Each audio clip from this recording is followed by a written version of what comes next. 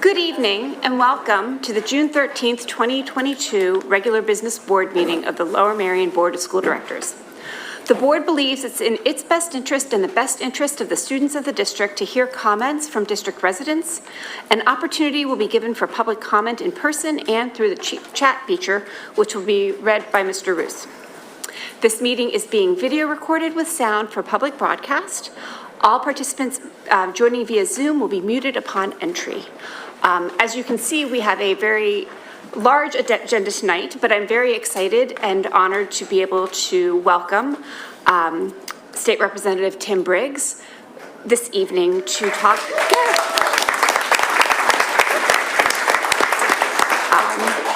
to present there ought to be a law contest. Great, thank you so much for accommodating me on such a busy night. It's always been a great partnership that the district and my efforts to bring government and politics to fifth graders. I first got elected in 2008, and I had the idea to do a essay contest for high school students. And after talking to a number of teachers, I was always interested in government, but never had a chance growing up to meet a politician. You know, my parents weren't involved. So I kind of talked to teachers about what the best way to try to go about introducing students to public service. And you know, they really opened my head to the idea of starting at the fifth grade, because they said I would be very impressed with the concepts and the ideas, and it has not been a disappointment. Every year it gets better and better. This year we had close to 500 participants in the legislative district and the surrounding area, and it's inspiring. It's a very open-ended essay contest. There ought to be a law to make our school, community, country a better place. And the ideas that the young students come up with kind of cut through the BS, really hit on the issues that are concerning them, and it could definitely be well served with any one of them in Harrisburg as a colleague, because Harrisburg is not about cutting through the BS. But so with the essay contest, I read them all, then I take home a number, and my wife and I read them. And we debate them and we talk about them, and it's about creativity, persuasion, writing. It is an essay contest. And, you know, it takes a while, but the teachers and the schools throughout the whole district really are great to partner with. So I'm going to introduce a batch of the students first that are finalists. There's 4 or 5. And then there's 2 that I had a hard enough time deciding that were considered winners. And if before COVID, we used to spend a day in Harrisburg. We could, you know, people are coming back to the Capitol, so we could discuss that with the families. Vitalina Danilova with Mrs. Bear in Penwins Elementary wrote a law, if she could come up and then stay up here, a law requiring no time change, permanent daylight, or standard time. It didn't matter which one, but just wanted to. Here you go. Grayson Cook, also with, if you could stay up here, Vitalina. Grayson Cook, also with Mrs. Bear and Mrs. Harris's Penn Wing class, a law that would ban the use of styrofoam in schools. Thank you, Grayson. And is Victoria Davila or Grace Feeney present? I tried to meet everyone. They are in Mr. Vaquera's Penn Valley class.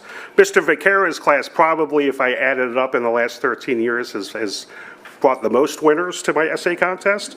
A law that would require mandatory seatbelts on school buses. They wrote a joint essay. And is Jedediah Silver with us? It also is open up to private schools. Jedediah is at Torah Academy. She thinks we should have a law that lowers the voting age to 11.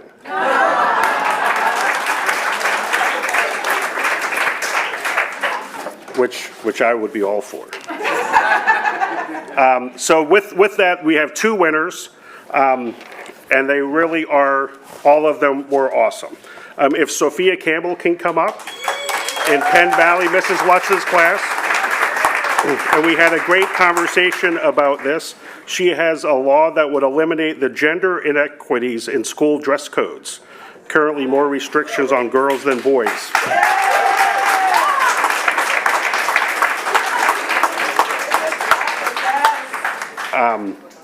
And then Andrew Griner, if he can come up. Yes, sir. With Penn Valley, Mrs. Petrillo's class. Do you want to say what it is? No. A law that would require every school in America have a therapist to help kids overcome depression, fear, or anxiety. So, if Ms. Klain would mind, and the superintendent, if we could do a group photo. I just wanted to pass along, so many of the essays were environmental themes, as they also often are. But this year especially, so many students discussed mental health challenges and the needs for schools to provide more services. Now, we have a great community, I know, but we need to do everything we can in Harrisburg and in our community districts that are less funded to really deliver those services. So it is an awesome essay, and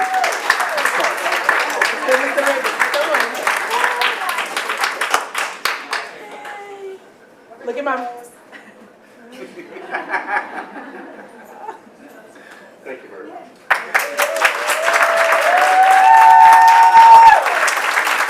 Now, this is an enthusiastic crowd. It was great. Thank you, board, for squeezing me in. I try to tell all the families that we're going to go in the hallway and do individual photos and let you all continue your business. So, thank you very much.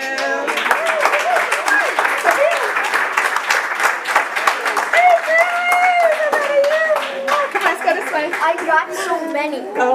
Thank you. That's so wonderful. Thank you.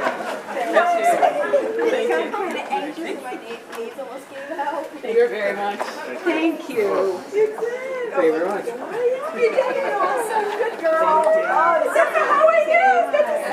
see you. All right. So thank you very much, Mr. Briggs, sorry.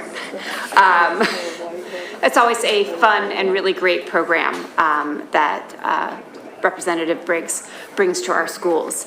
So next on our agenda is the remainder of the superintendent presentation, so I'm going to pass it to Dr. Mumine. Thank you so much, President Klein. Good evening, everyone. This evening, we have several presentations on the agenda. But before we get into those presentations, I would like to acknowledge a topic that has come up within the district from our staff members and some of the community members in regards to the district recognizing Juneteenth as a federal holiday. Just a little bit of context and history here. As you know, Juneteenth is the oldest nationally celebrated commemoration of the end of slavery in the United States. Celebrations of Juneteenth, or African American Emancipation Day, began in Galveston, Texas in 1865. As of June 17, 2021, it was named a federal holiday. And what that means is, by the time we got to June 17th last year, our district calendar was already approved and published. So therefore, for this school year, this year we will be, with the blessing of the school board, we have on the agenda to approve Juneteenth as a federal holiday for the 2022 school year, which is, we will recognize Juneteenth this year on June 20th, 2022. For next year, again, we will have this included in our calendar and be prepared to have Juneteenth as a federal holiday. So wanted to put that out there because we did get some inquiring minds in regards to our staff asking and wondering if we were recognizing Juneteenth. With that said, we have several presentations to get into this evening. We'll begin by welcoming Ms. Chandra Miller to the podium, one of our attorneys, to talk about our settlement agreement review. Thank you, and good evening. My name is Shanda Miller. I'm with the law firm of Faegre Drinker in Philadelphia, and have been representing the Lower Merion School District in a taxpayer class action that has been pending since 2016. Here tonight to present on a proposed settlement agreement between the plaintiffs in this litigation and the district. The agreement is to resolve the litigation pending approval by the court of the proposed agreement. Because the court approval of this settlement is also necessary, the process will take a few months before anything could be finalized. But I just wanted to provide for everyone tonight a high-level overview of the proposed agreement. The settlement agreement itself and the exhibits to it are available on the district's website. And so any questions about the specific terms, I invite everyone to look at the settlement agreement itself. And again, so what I'm talking about tonight is just a high-level overview. And a little bit of background about the litigation. It was filed in February of 2016 by 3 taxpayers who pay taxes within the district. It was filed on behalf of themselves and on behalf of a class of taxpayers. And it made certain allegations with respect to budgeting and tax increases by the district. In 2016, the district had increased taxes for taxpayers within the district by 4.44%. As a result of a preliminary injunction that was entered during this litigation in 2016, the court had ordered the district to adjust the 2016 tax increase from 4.44% to 2.4%. Due to a number of court rules and the appellate process that was in place, the district was not required to implement that order while the district appealed that order. Litigation takes a long time. The appellate process on that order took more than 4 years, and ultimately the order was affirmed on appeal. And when the case came back to the Montgomery County Court of Common Pleas, because of pandemic procedures, the case did not proceed for quite some time, and ultimately started moving forward in the lower courts, in the Court of Common Pleas this spring. As a result of that passage of time, there had been some uncertainty about the ramifications of when the district would implement the preliminary injunction order. And out of an abundance of caution, the district had been segregating funds each year since that would be attributable to the amount of money that had been at issue in that preliminary injunction order. This spring, when the litigation became more active here in Montgomery County Court of Common Pleas, the court appointed a mediator to work with the parties to try to see if we could come to an amicable resolution of the case. And between some sessions with the mediator and private negotiations between counsel, we've been able to reach a proposed settlement. The proposed settlement contains a number of terms.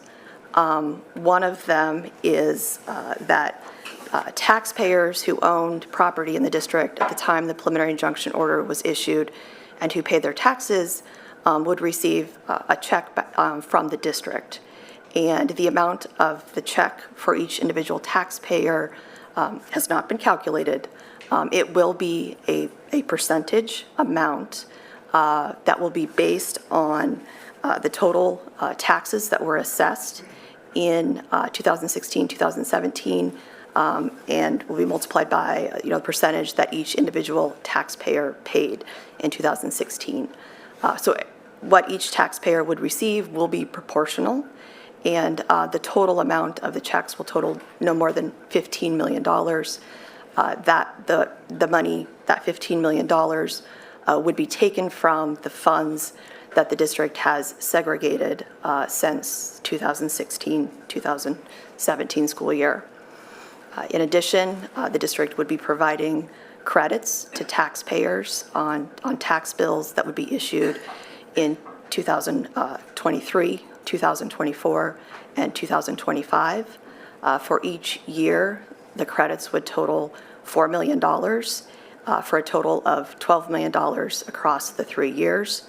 And again, the $12 million to cover those tax credits would come from funds that the district has been segregating since 2016 as a result of the preliminary injunction order. And the amount of credit that each taxpayer would receive would again be a percentage proportional to the total amount of taxes assessed each year, calculated based on also the amount of each individual taxpayer's tax bill. So again, those amounts haven't been calculated and cannot be calculated until we know the total assessment of taxes for the 2023, 2024, and 2025 years. But again, the amount that each taxpayer would receive would be proportional to each individual taxpayer's tax bill. There will also be certain circumstances going forward, starting with the 2022-2023 fiscal year, where if the district has unexpected surpluses at the end of the fiscal year, 50% of those unexpected surpluses would be credited back to the taxpayers. The district has also agreed that the millage rate, the taxes for the 2022-2023 fiscal year would be adjusted to reflect the court's order in the preliminary injunction that was issued in 2016-2017. That's not to say that the millage rate this year is what it would have been in 2016-2017. It's just accounting for the 4.44% that was put in place and adjusting it as if to account for as if there had been a 2.40% tax increase, which is what the court had ordered. The final piece of the settlement agreement is that the up to $100,000 in the plaintiff's documented litigation costs would be, upon court approval, would be reimbursed to the plaintiffs. And again, that's not to exceed $100,000 and would be after the court has approved the expenses as reasonable. And just to reiterate again, because this was brought as a class action, the settlement is not final and the litigation would not be over until the court has approved it. We do expect that process would take a few months, and we would know more about the timing of that in the coming weeks and can provide that information to the public in the coming weeks. Just a few final comments on the settlement. As part of the settlement, the district is not admitting any liability or any wrongdoing and is not admitting that any of the plaintiff's allegations are true. But I think this is a recognition of the risks inherent in litigation. This case has been going on for 6 years, and due to the trajectory and timing of litigation, it would have been a few more years before we were able to reach final resolution in the courts. So it's the recommendation of the council that this resolution is in the best interests of the district, of the taxpayers, and of the district students. Thank you. Thank you, Ms. Miller. Normally, after presentations, we have board questions, but this evening, because we've asked many questions during various exec sessions, but also because it's still pending litigation, we won't be asking any questions. So again, thank you very much for your time.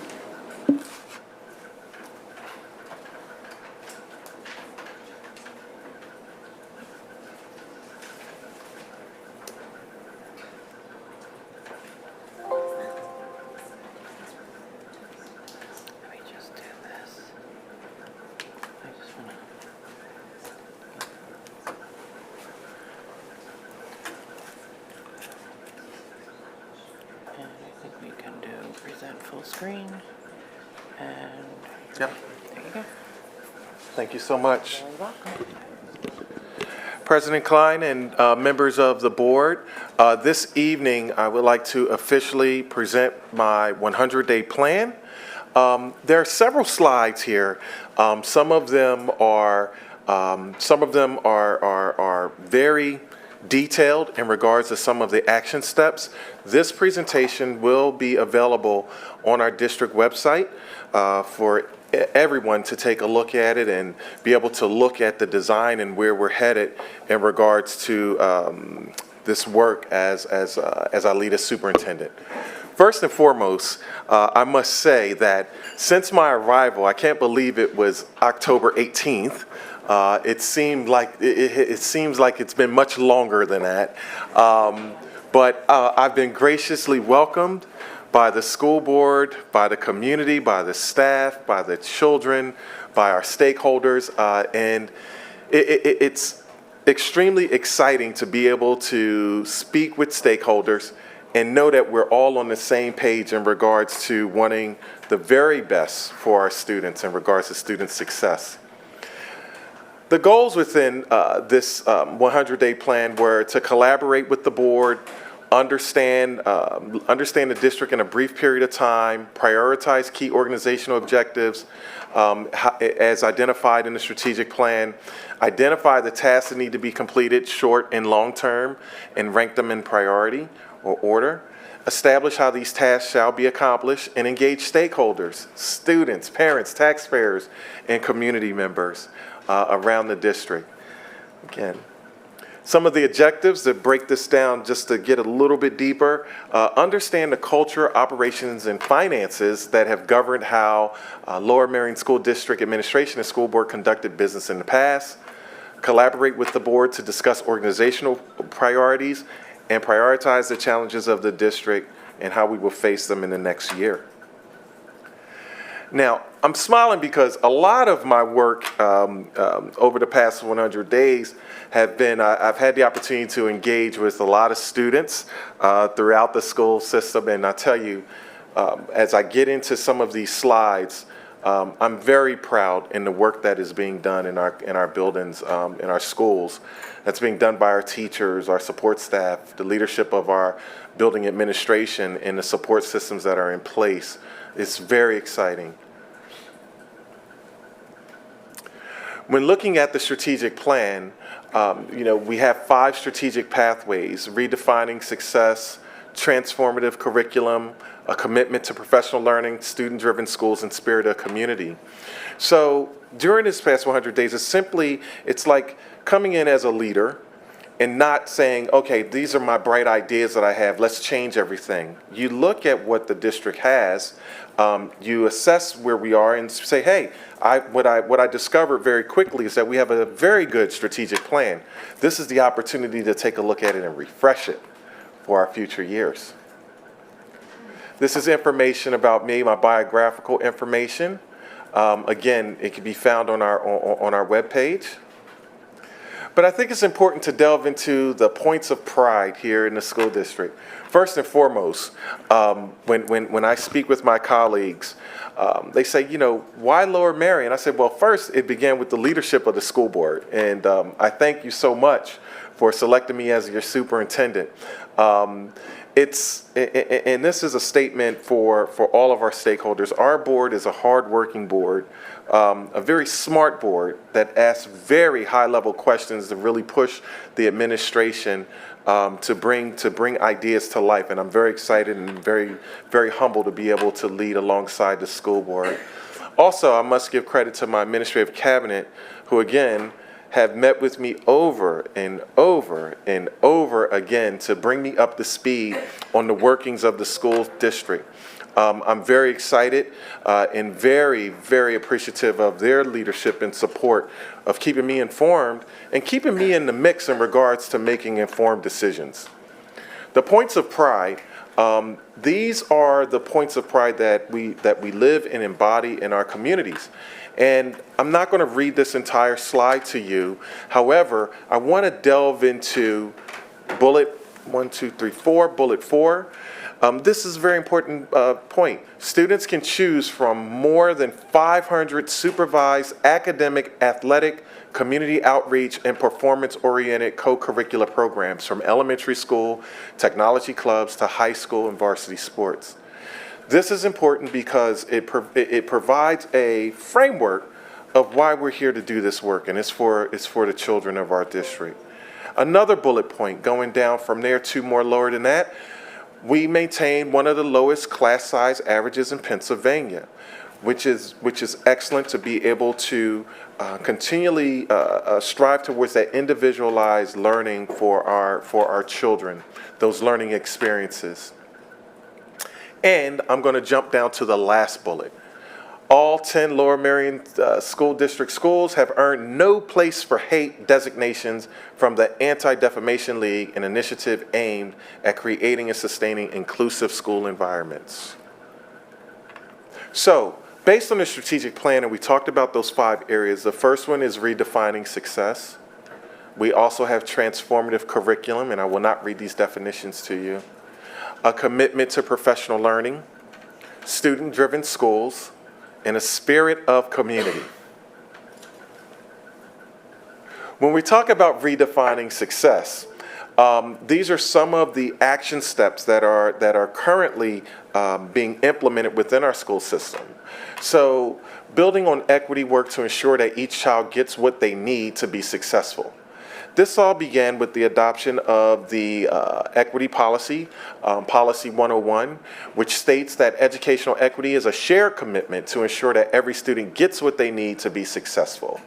So practicing equity in this district means understanding the needs of individuals and positioning resources. And we've heard a lot about DEI in our equity work over the past 100 days. Also, MTSS, restorative practices and focusing on social and emotional health. Right now, we are implementing the multi-tiered system of support over the next 5 years, and this will enable our staff to provide different levels of support for each child to enhance academic, behavioral, and social and emotional outcomes for all students. Win, learn, lunch, and learn. And these are areas, again, that we've heard about in several meetings throughout the school year. The K-4 and 5-8 committees are looking at how intervention and enrichment activities such as learn and win time, clubs, and activities are incorporated into school culture and schedules to provide opportunities for all students to participate, and we hope find their passion and voice. As we move through these areas, you'll hear a lot about student voice, a lot about student outcomes, a lot about student social and emotional wellness. Cultural proficiency for kids. Program evaluations of gifted education, special education, and academic supports in some of our most recent meetings. But this is the important part in regards to leadership and how we're looking at this in regards to being future forward. Steps to advance the work. It says hiring a director of diversity, equity, and inclusion. Now, when this was printed, we were working on bringing on board Shawana James Coles, and yes, it will become our DEI director. She will coordinate our educational, employment, and safety security initiatives designed to provide equitable educational opportunities for students who have historically experienced opportunity or achievement gaps. Now, there's a little bit more work in regards to DEI that's going to come up later. The ongoing work for the transformative curriculum, we've talked about this several times over the year and have gained approvals for the K-4 and 5-8 reimagination of how we go about servicing our students within those grades. One of the major moves that has happened is that early in my tenure, with the support of the school board and collaboration with administration providing information, we were able to expand our course offerings with Central Montco Technical High School, which will provide pathways for students who have an interest in technical careers. Again, steps to advance the work. We constantly are focusing on transparency, and data gathering and analysis are being implemented, how it's being implemented in the way that homework is assigned and assessments are given and being reviewed to decrease student stress and emphasize knowledge acquisition, retention, and application skills.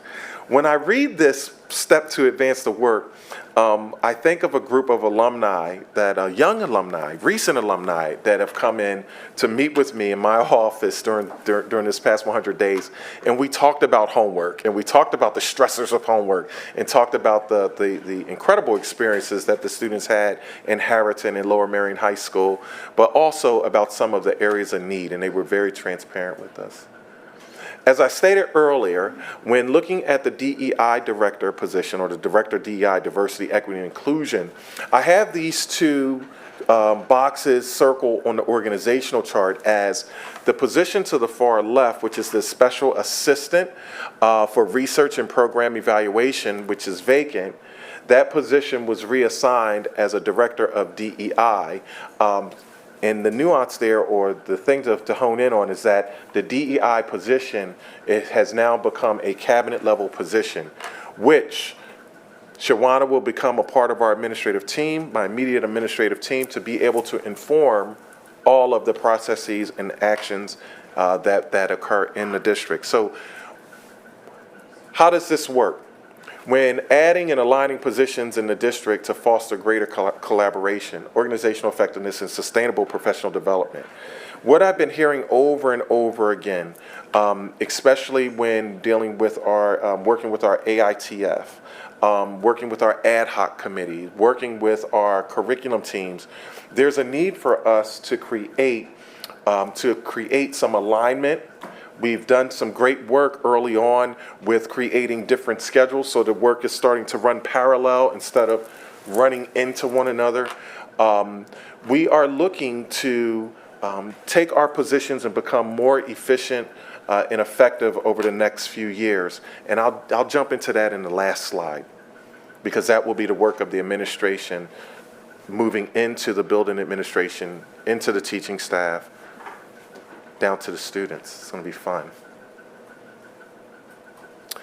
Ongoing work. Through the pandemic, we've attended regular meetings with other area superintendents in the Montgomery County Office of Public Health, MCOPH, to keep abreast of the latest developments of COVID-19.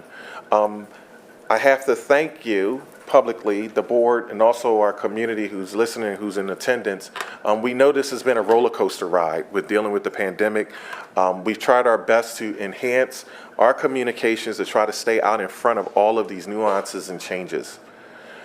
We maintain a collaborative relationship with the Lower Merion Township Police Department, who have been both responsive and proactive and working with us to keep our students safe, students and staff safe. And later on this evening, we will have a school safety update to really talk about and delve into this work even more. Selfishly, even though I had the opportunity to engage with several stakeholders, this is where I had the most fun. Hanging out with our students. I've been, it's a song that says, I've been around the world, and I've had a great time engaging with our students throughout the district. So this is a picture when I was able to get into Belmont Hills and dance with the kindergartners. That was so much fun. And they got a kick out of measuring my feet and comparing my feet to the size of theirs. Now, they were doing math. This wasn't just simply, measuring and just trying to have fun and figure out I'm a size 12 and they're a size, a kid's size 3. They were actually doing math equations. This is, and as you can see, these are authentic pictures. This is a student engaging me in a discussion around kindness and really talking about, who he wants to become when he grows up. These students are extremely engaging, extremely intelligent, and just so impressive. So I thank the families for giving us the best students in the world. Oh, this was a shocker, because this was a very early visit within the my 100-day tenure. And I remember going into this classroom with Mrs. Buckman, and the students were so excited, and they were ready to engage in a lesson. And the teacher stopped them and said, wait a minute, we have to have a mindfulness moment. And I'm like, what's a mindfulness moment? Like, wait a minute, second grade? And they readjusted their focus and their attention and their passion to be able to jump into the lesson. This is an authentic picture. There's nothing staged about this. So impressive, as early second grade. I joined the third graders and learned about coding and created bracelets.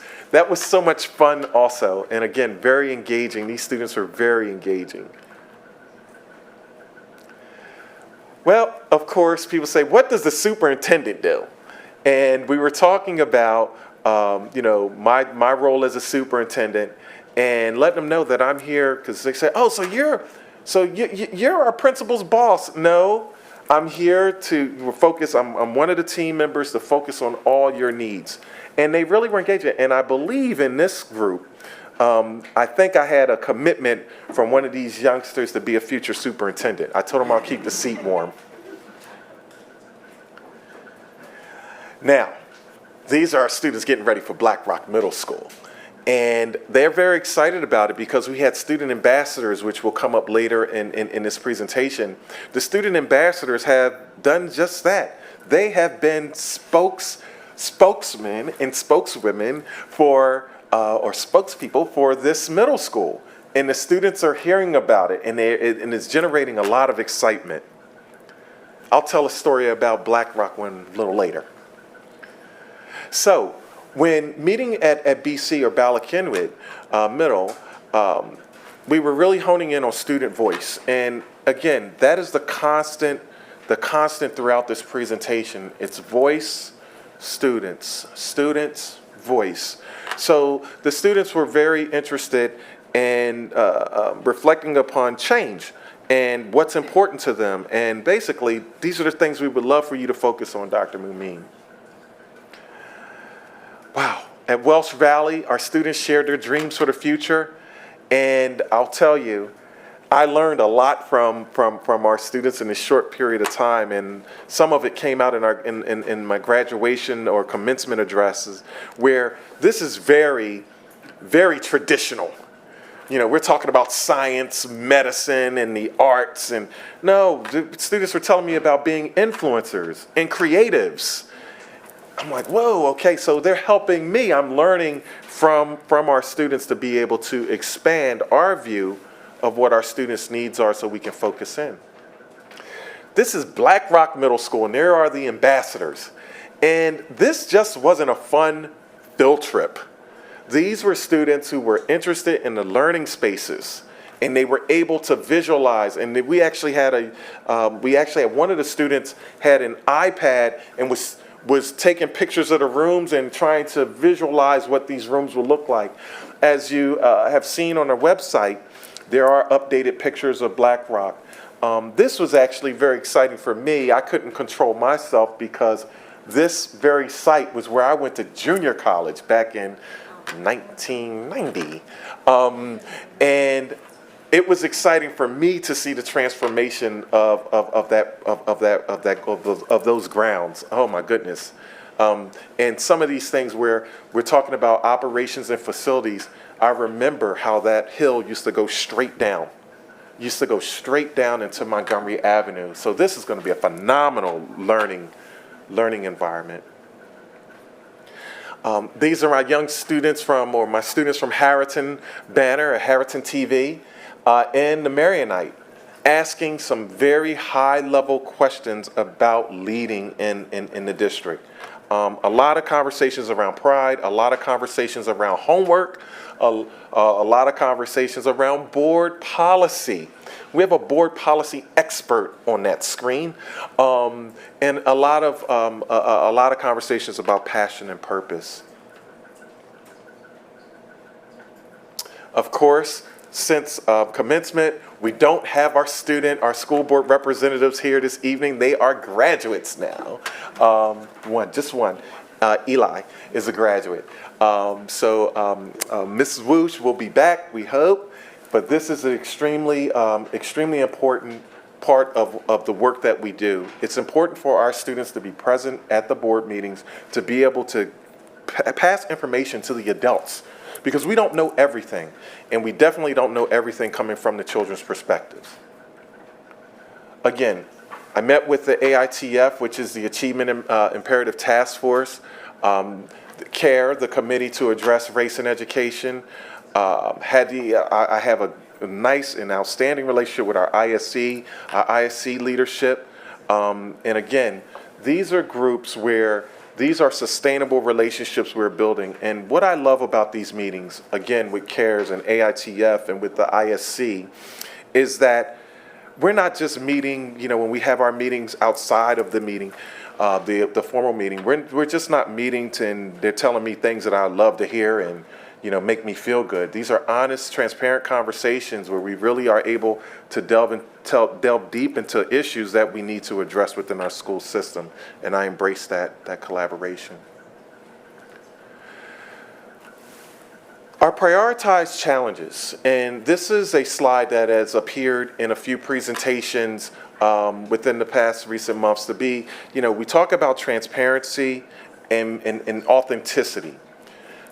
There's nothing that's going to be hidden, there's no hidden agenda, and these are 5 very critical challenges we have. Healthy start times, Black Rock Middle School, field site, budget litigation, which you've heard about this evening, which we're making progress, full day kindergarten in Arnold Field Lights. My statement here is that, yes, these are challenges, but they are not insurmountable.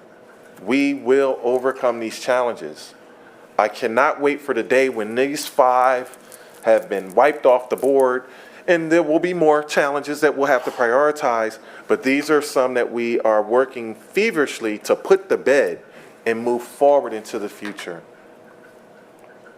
But there comes a balance with that, and we've been talking about that. In regards to refreshing the strategic plan, in full transparency, this isn't a document that needs to be rewritten by any means. There needs to be some updating of the language, some reorganizing of some of the teams and committees to be able to talk about moving the language and our practices to map them on to 2022 and beyond. From my vantage point, I'm focusing in on these 5 areas with my administrative team as priorities. Meaningful growth metrics. This is important because, as you know, with the COVID-19 pandemic, the data that we're getting, we're getting some data from the Commonwealth. The Commonwealth saying, here's the data, but don't compare it with past years. We're starting to get our feet back under us in regards to collecting and analyzing our Commonwealth data. On the other hand, our programs like MTSS will allow for us to have diagnostic data.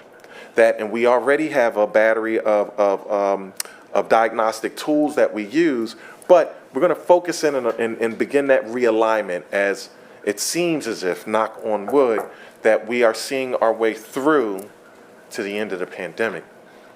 Cultural proficiency for transformative curriculum.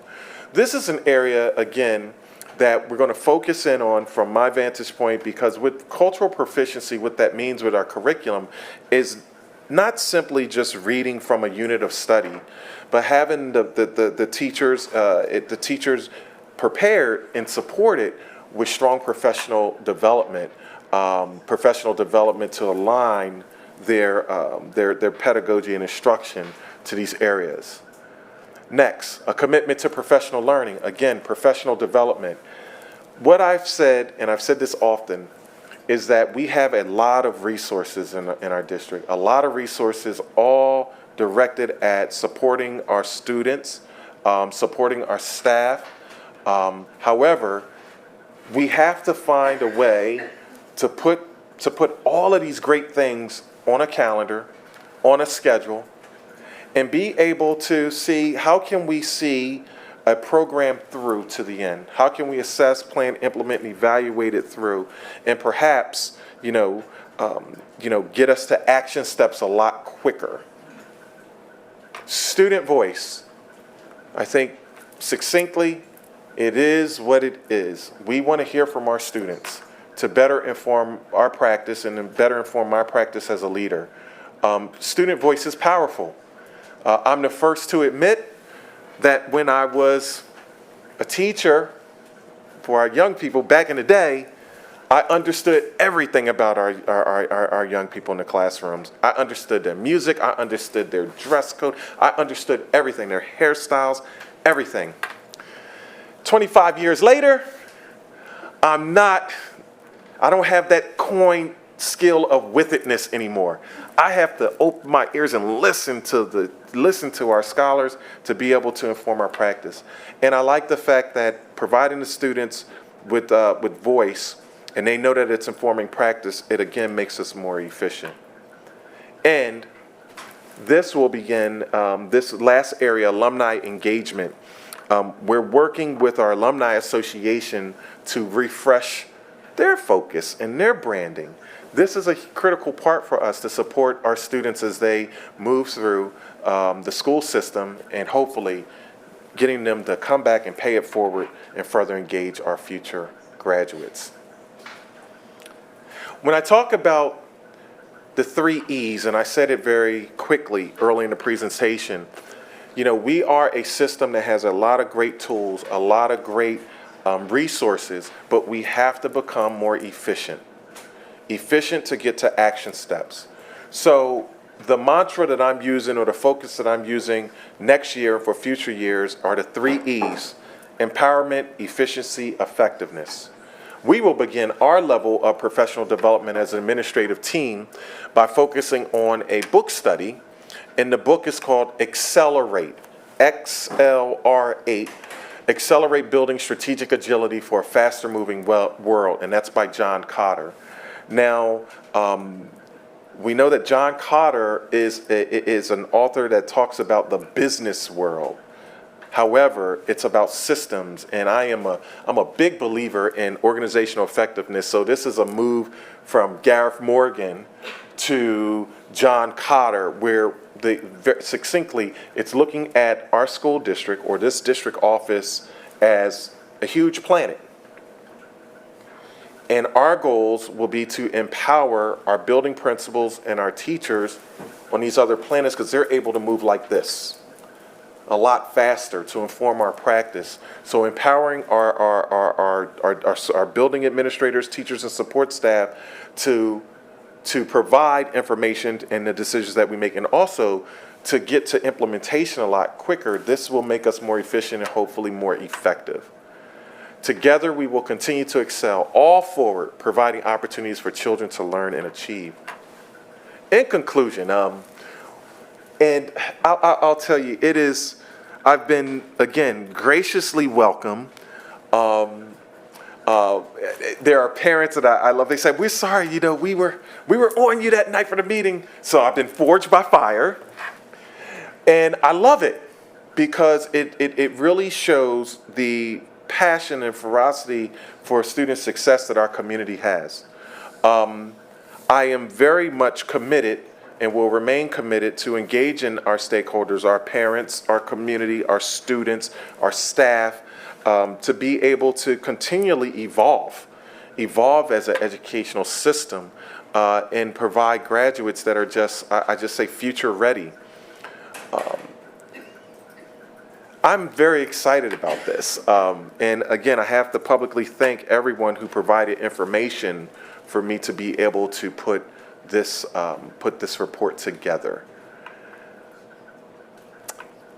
And either my time is up, or the computer has said I'm done with you, but I can't get anything to move. So with that said, again, very realistically, thank you so much for allowing me to lead as your superintendent of schools.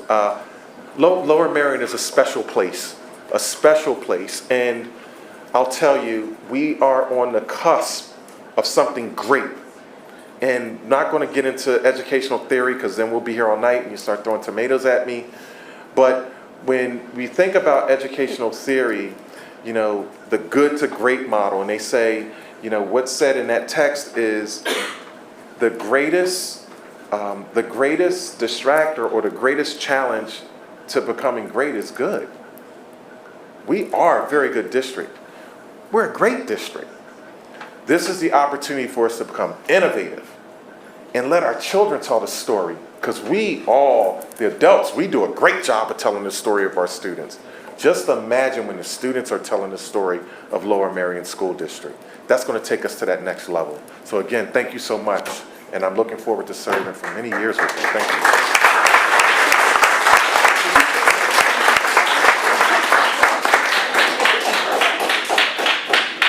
Thank you, Dr. Mamine. My pleasure. So next on our agenda is the school safety update, which is, I don't know if you are doing that or Ms. Schaefer is doing. I'll move it to Ms. Schaefer. Uh-huh. Thank you.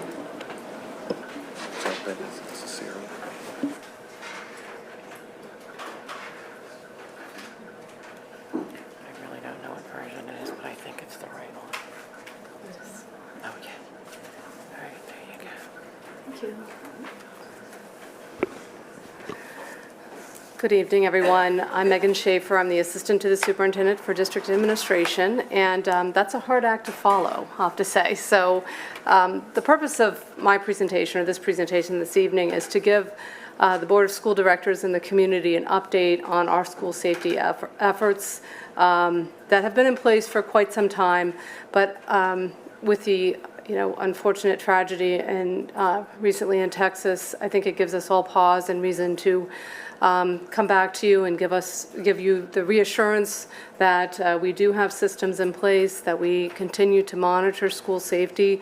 We're ever vigilant in terms of that being a priority for us. We have a great team of administrators and staff who are ultimately dedicated to that, and know that that's fundamental to keeping our kids learning in school and our communities and families confident in the work that we do. So again, this is intended to be a high-level overview. Any one of these topics could be a meeting alone. Again, we were happy to provide some additional information in future meetings. So as I said, foundationally, we are committed to providing a safe, healthy, and supportive learning environment for our students and staff. The breadth of school safety is one beyond what we see in the headlines today, and we prepare as an organization for many different types of crisis events. And for that, you need a system that involves experts and flexible thinking and preparedness for those types of events. And as I said, this will be just a highlight of some of those action steps that we do take. And in order to give some of these highlights, I chose to organize it along the lines of phases of crisis management, which is a framework that's common to a lot of different organizations. Like, for example, the U.S. Department of Education has a framework similar to this that allows us to break it down into areas of preparedness, protection, prevention and mitigation, response, and recovery. And so for each one of those, you can see a brief definition of what we're talking about when we're talking about the areas of preparedness, for example, meaning the strategy and planning that goes into readiness for a crisis event, protection, those physical barriers, the training that we do, the things that may be more readily observed. Prevention and mitigation are the framework that we set the stage with our attention to the culture and climate that we create in our schools and in our buildings. Also, identification and intervention models that we use, for example, to assess threats. And then response and recovery, that reaction in the moment, and then recovery, review, and assessment. So this framework operates from the standpoint of those items that are usually assessed before an incident and those that usually come into play after an incident or during an incident. So as we go through these areas, I'm highlighting again some of the work that we do. These are intended to be examples and not all-inclusive. For example, in the area of preparedness, Lower Merion School District has a district-wide emergency operation plan, as does each one of our school buildings. And these plans are intended to identify certain types of crisis events that have mitigation protocols associated with them in order to prevention, mitigation, and response protocols for each of those events. Obviously, a district-wide plan is not sufficient. Each building needs to have its own plan, as there are different types of facilities involved, also different types of levels of students involved, so there needs to be that level of customization. Our policy, administrative regulations also memorialize our safety efforts. 705 was recently revised in 2019 to provide some of those, confirm some of those practices that we have in place, and also provides a little more of a one-step shop for families and community members who are interested in what we do along those lines. Prepare is a model that, as I mentioned at the outset, any one of these items could be presented as a full meeting, and we did present Dr. Naray and members of the Student Services team, also Ms. Frazier, presented the Prepare model at both the Curriculum Committee of the Board meeting and the Education Board meeting in April. That April meeting is still available for viewing for further information about that model, which is intended to prepare staff in order to specifically understand their roles and responsibilities in reacting to a crisis situation. Also, like many of these examples under the preparedness column, are ones that follow through into prevention and mitigation, also response and recovery. So Prepare is a evidence-based national framework for our staff to be trained and be ready for a variety of different situations.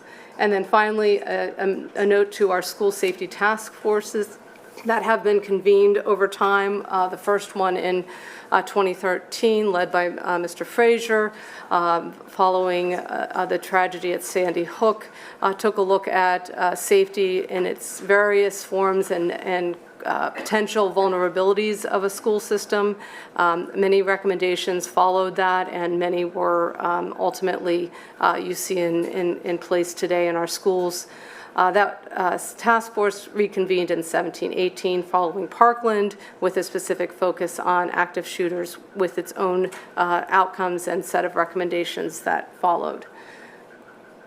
Again, noting just that many of these models flow across those different stages of crisis management.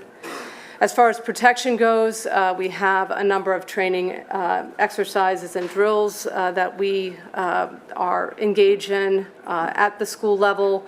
Run, Hide, Fight, which is a situational awareness training provided to all staff and administrators by Lower Merion Police Department. And a note that, it's reflected elsewhere in this presentation, we do have an excellent relationship with Lower Merion Police Department. Our Supervisor of Safety and Security, who I believe is here this evening, Mr. Dennis Witt, is in constant contact with Lower Merion Police as it relates to these training and drill operations, making sure that they have access to our facilities in the event of a crisis situation. They also have had access to our buildings to perform drills and are familiar with the setup and layout of our facilities as a result of that.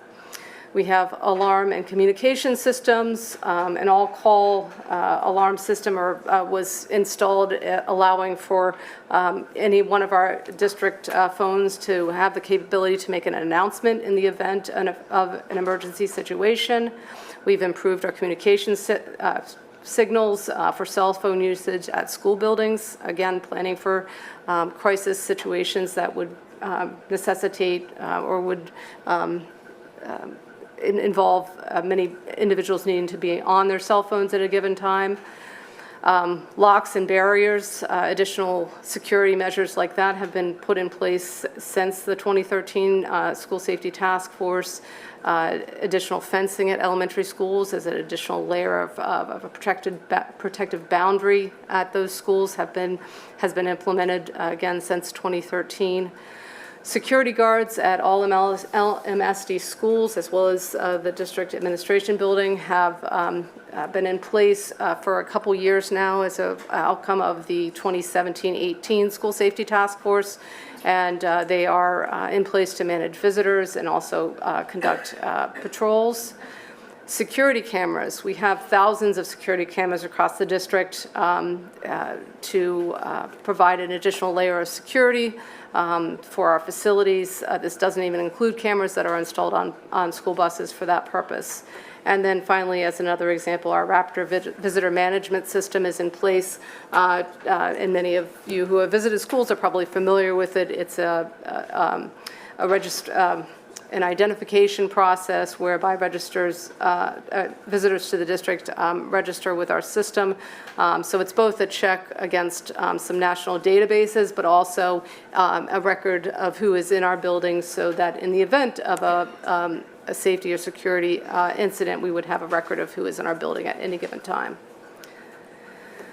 Moving along, prevention and mitigation. Again, some examples of that are efforts to ensure that our buildings are free of bullying, harassment, discrimination, hazing is central to some of the policy work that we've been doing, and certainly a step towards the effort of ensuring that our school environments are welcoming and safe places for all of our students. Restorative practices, we've talked a lot about that over the past year, and we're continuing to build that work into our framework, which is really about building community, having individuals own have a stake in ensuring that they are invested in creating a community that's safe and welcoming for everyone, and a protocol for addressing incidents that may need to be addressed from a behavior standpoint, or if there's been some harm to the community, a way to facilitate productive dialogue and remedying that harm.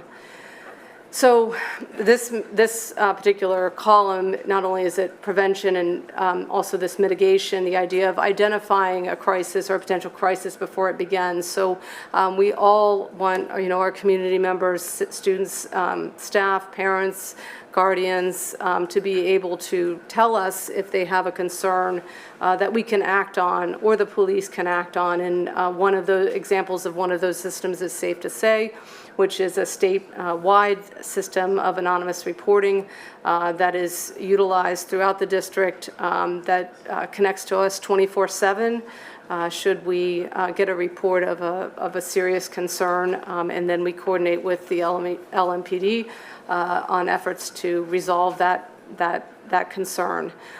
Our CSTAG threat assessment, which is a comprehensive school threat assessment guidelines, which is, again, an evidence-based, nationally recognized protocol for assessing threats. And we have many staff who have been trained using this model. Our administrative staff was recently retrained using this model over the past month or two.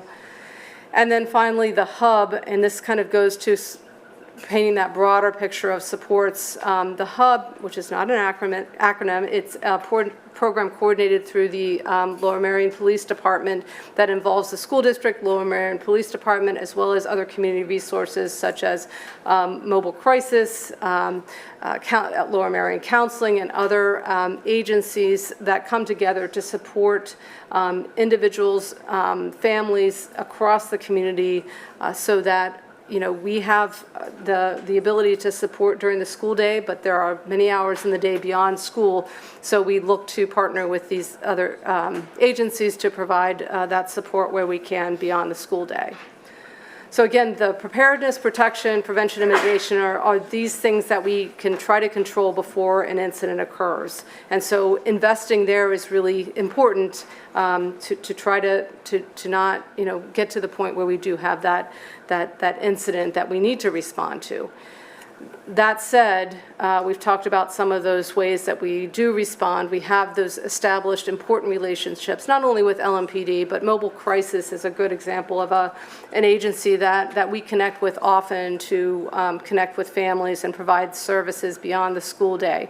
Montgomery County Intermediate Unit has partnered with us in that prepare model and has provided a great avenue of support when needed, where our staff needs additional support or services that in a particular situation we may not be able to provide. So it's reassuring that, and hopefully reassuring for the community to know that we are not alone. We have partners beyond our walls and our capabilities that we can rely on, that we have relied on, and we feel confident relying on them. And again, with the example of the Lower Merion Police Department, they do, Mr. Witt has worked closely with them to ensure that they have key fobs. For example, in the event of an emergency, they can enter buildings without needing additional, assistance from us to enter in that type of circumstance. So I note again, some of the models that we talked about previously, the EOP, prepare, are ways, provide a structure and direction for response in the moment, and that's why we train on those, and we try to stay consistent with those models so that we're not going all over the place thinking, okay, this is a new crisis. It gives us a real structure that allows us to respond in the moment and be ready to do so. And then recovery, which is important to reflect on, what do we learn from a crisis situation? How does that inform our preparedness, protection, and mitigation strategies moving forward? And those items that we already have in place are, provide that framework for us to, process a crisis event and use it to inform future practice. So that is tonight's overview on our school safety practices in Lower Merion School District. Thank you, Ms. Schaefer. I appreciate the time and sort of the overview of our school safety processes, and appreciate having added, we don't normally have so many different presentations in an evening, but this was a very important thing to talk about given the recent tragedy. Are there questions from the board? Ms. Kalish? I'll be quick. So I have two sort of related questions. I think this is something that's always on my mind, but especially with the recent shootings at Uvalde. Our security guards do not have guns. That's correct. They're on Good. armed. And we do not allow open carry or concealed carry of guns on our campuses or in our buildings. No, weapons are prohibited on school property. Okay, thank you. Thank you. Slide 6, there's cultivating a climate of inclusion and belonging. And this is just a general question, but I was thinking as the year, we talked in all of those prepared meetings about how the trauma and the crisis continues with COVID.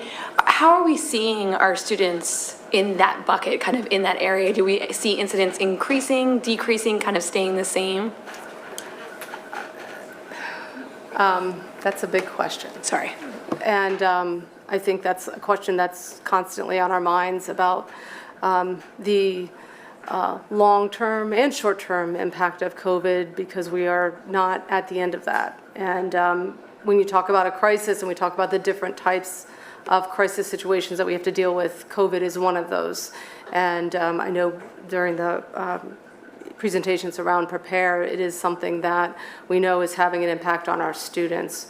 That said, I think prior to COVID, we were seeing increases in concerns around mental health and wellness that we were noticing as a trend. And I think bringing, COVID as a layer on top of that, we're seeing, increases in behaviors and a return to, I would say, a new normal. And I don't want to say it's normal, but I want to say it's different. And I think we're positioning ourselves to start next year in a different way than we were able to the last couple years. And with the K-8 transition, I think it positions us well to kind of go back to some basics and understandings around protocols for just engagement in the school environment, both how students are expected to behave, the response systems that we use in connection with behaviors that aren't in line with those expectations. So, I'm optimistic that, with this team and in this district, we'll be able to, use all, best efforts and resources to continue to look at that impact. But I do think it's a bigger question that I'm certainly positioned to answer, and at this time at the podium. But it really will take a team effort and continued work across all of our departments to support students.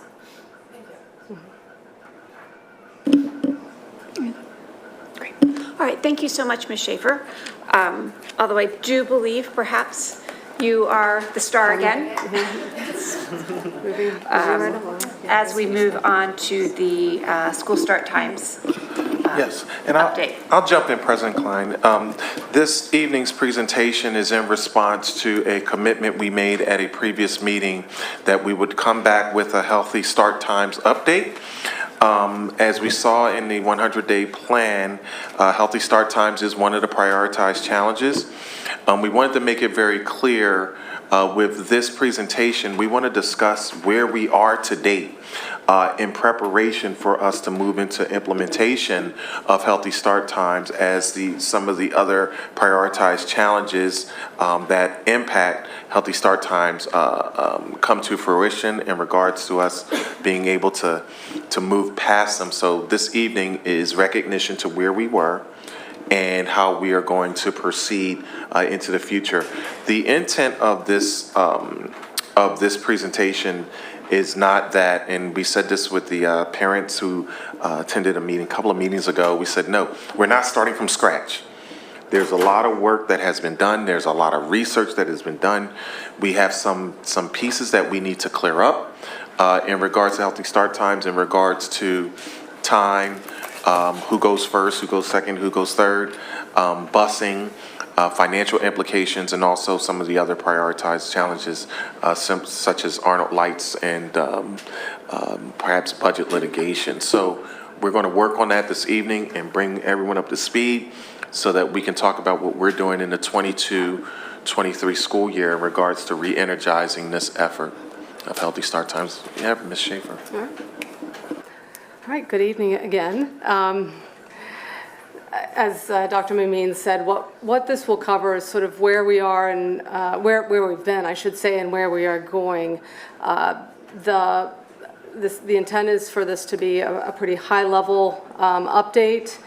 There are a tremendous amount of resources available on our website, which is noted there on this particular slide. And so I encourage individuals who want to learn a little bit more, because I assume today in the audience and maybe those that are at home have not had the chance to go through all of that information, and there's a lot of history and research and efforts that have gone into sort of positioning the district where we are today in terms of our recommendation and moving forward.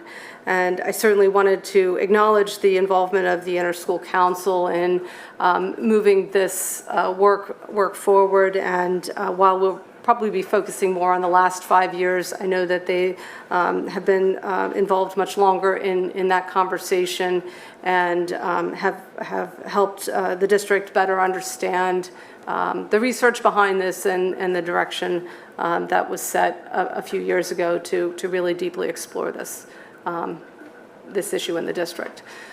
So to start with the why, again, for those who are newer to the conversation, I would say over a number of years ago, and this was, I would focus on pre-pandemic years, attention was focused on delaying the start of the school day as a way to address chronic sleep loss in adolescents.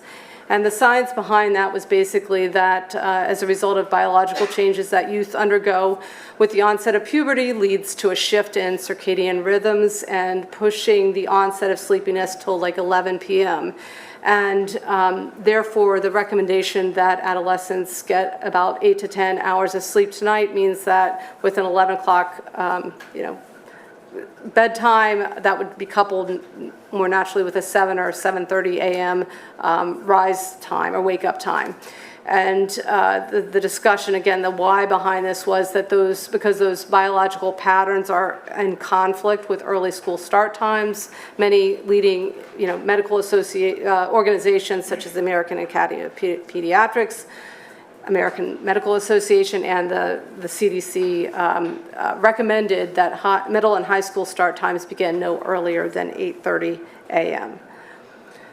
So for those that may not be aware, our current schedules look like this in Lower Merion School District. We have a 3-tier system, and that's important as it relates to transportation, so we really need to keep that in mind. We need to have a 3-tier system, and we'll talk about that a little bit later. But currently, our high school students start first at 7:30 a.m., middle school begins in the second tier at 8:15, and elementary begins last at 9 a.m. And you can see also here the length of the school day is reflected in that last column, and that's just something to keep in mind as we look at the recommended, the initial recommendation for the change in school schedules. I recognize there's a lot on this timeline here, so I'm going to break it down in a minute, but I just, for anyone that wants to go back and take a look at this reflects sort of a high level, at a high level, the work that's been done in the last 5 years. I note by graphics the pandemic and the K-8 transition have challenged us in terms of our direct path to school start times and the issues and changes that we needed to deal with as intervening factors.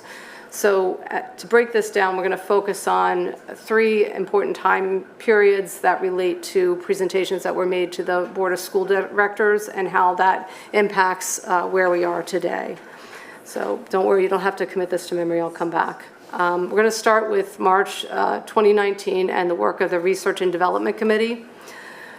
So the question of how the initial recommendation was developed, it took a lot of work, is the summary answer. But it began with, again, with the time period of where the district stepped in and took some affirmative action steps towards trying to solve this problem. Back in 2017 through 2019, a subcommittee of the All Forward Strategic Plan, called the Research and Development Committee, conducted research regarding start times and possible options for change in Lower Merion School District. As a result of that work, in March of 2019, that R&D committee presented a final summary of their work and possible options to the board. At that time, the larger community, in addition to the public presentation, was engaged through a widely distributed sleep and school start times infographic, which provided not only a description, and we'll look at it in a minute, of the options that were explored, but also options for public participation and feedback. So this is what some of you may remember, this particular infographic. In this, this is the work, reflects the work of the research and development team, and also talks about, more specifically, what options were examined. So you can see there were a number of options: the 2-tier, the reorder, the push model, and I'm going to talk in a little bit greater detail about some of these models in a minute. But hopefully to give you the sense that a number of options were explored. And again, there was an opportunity for feedback, a designated email address, et cetera, so that the community could give input about these particular options. And again, this was in March of 2019.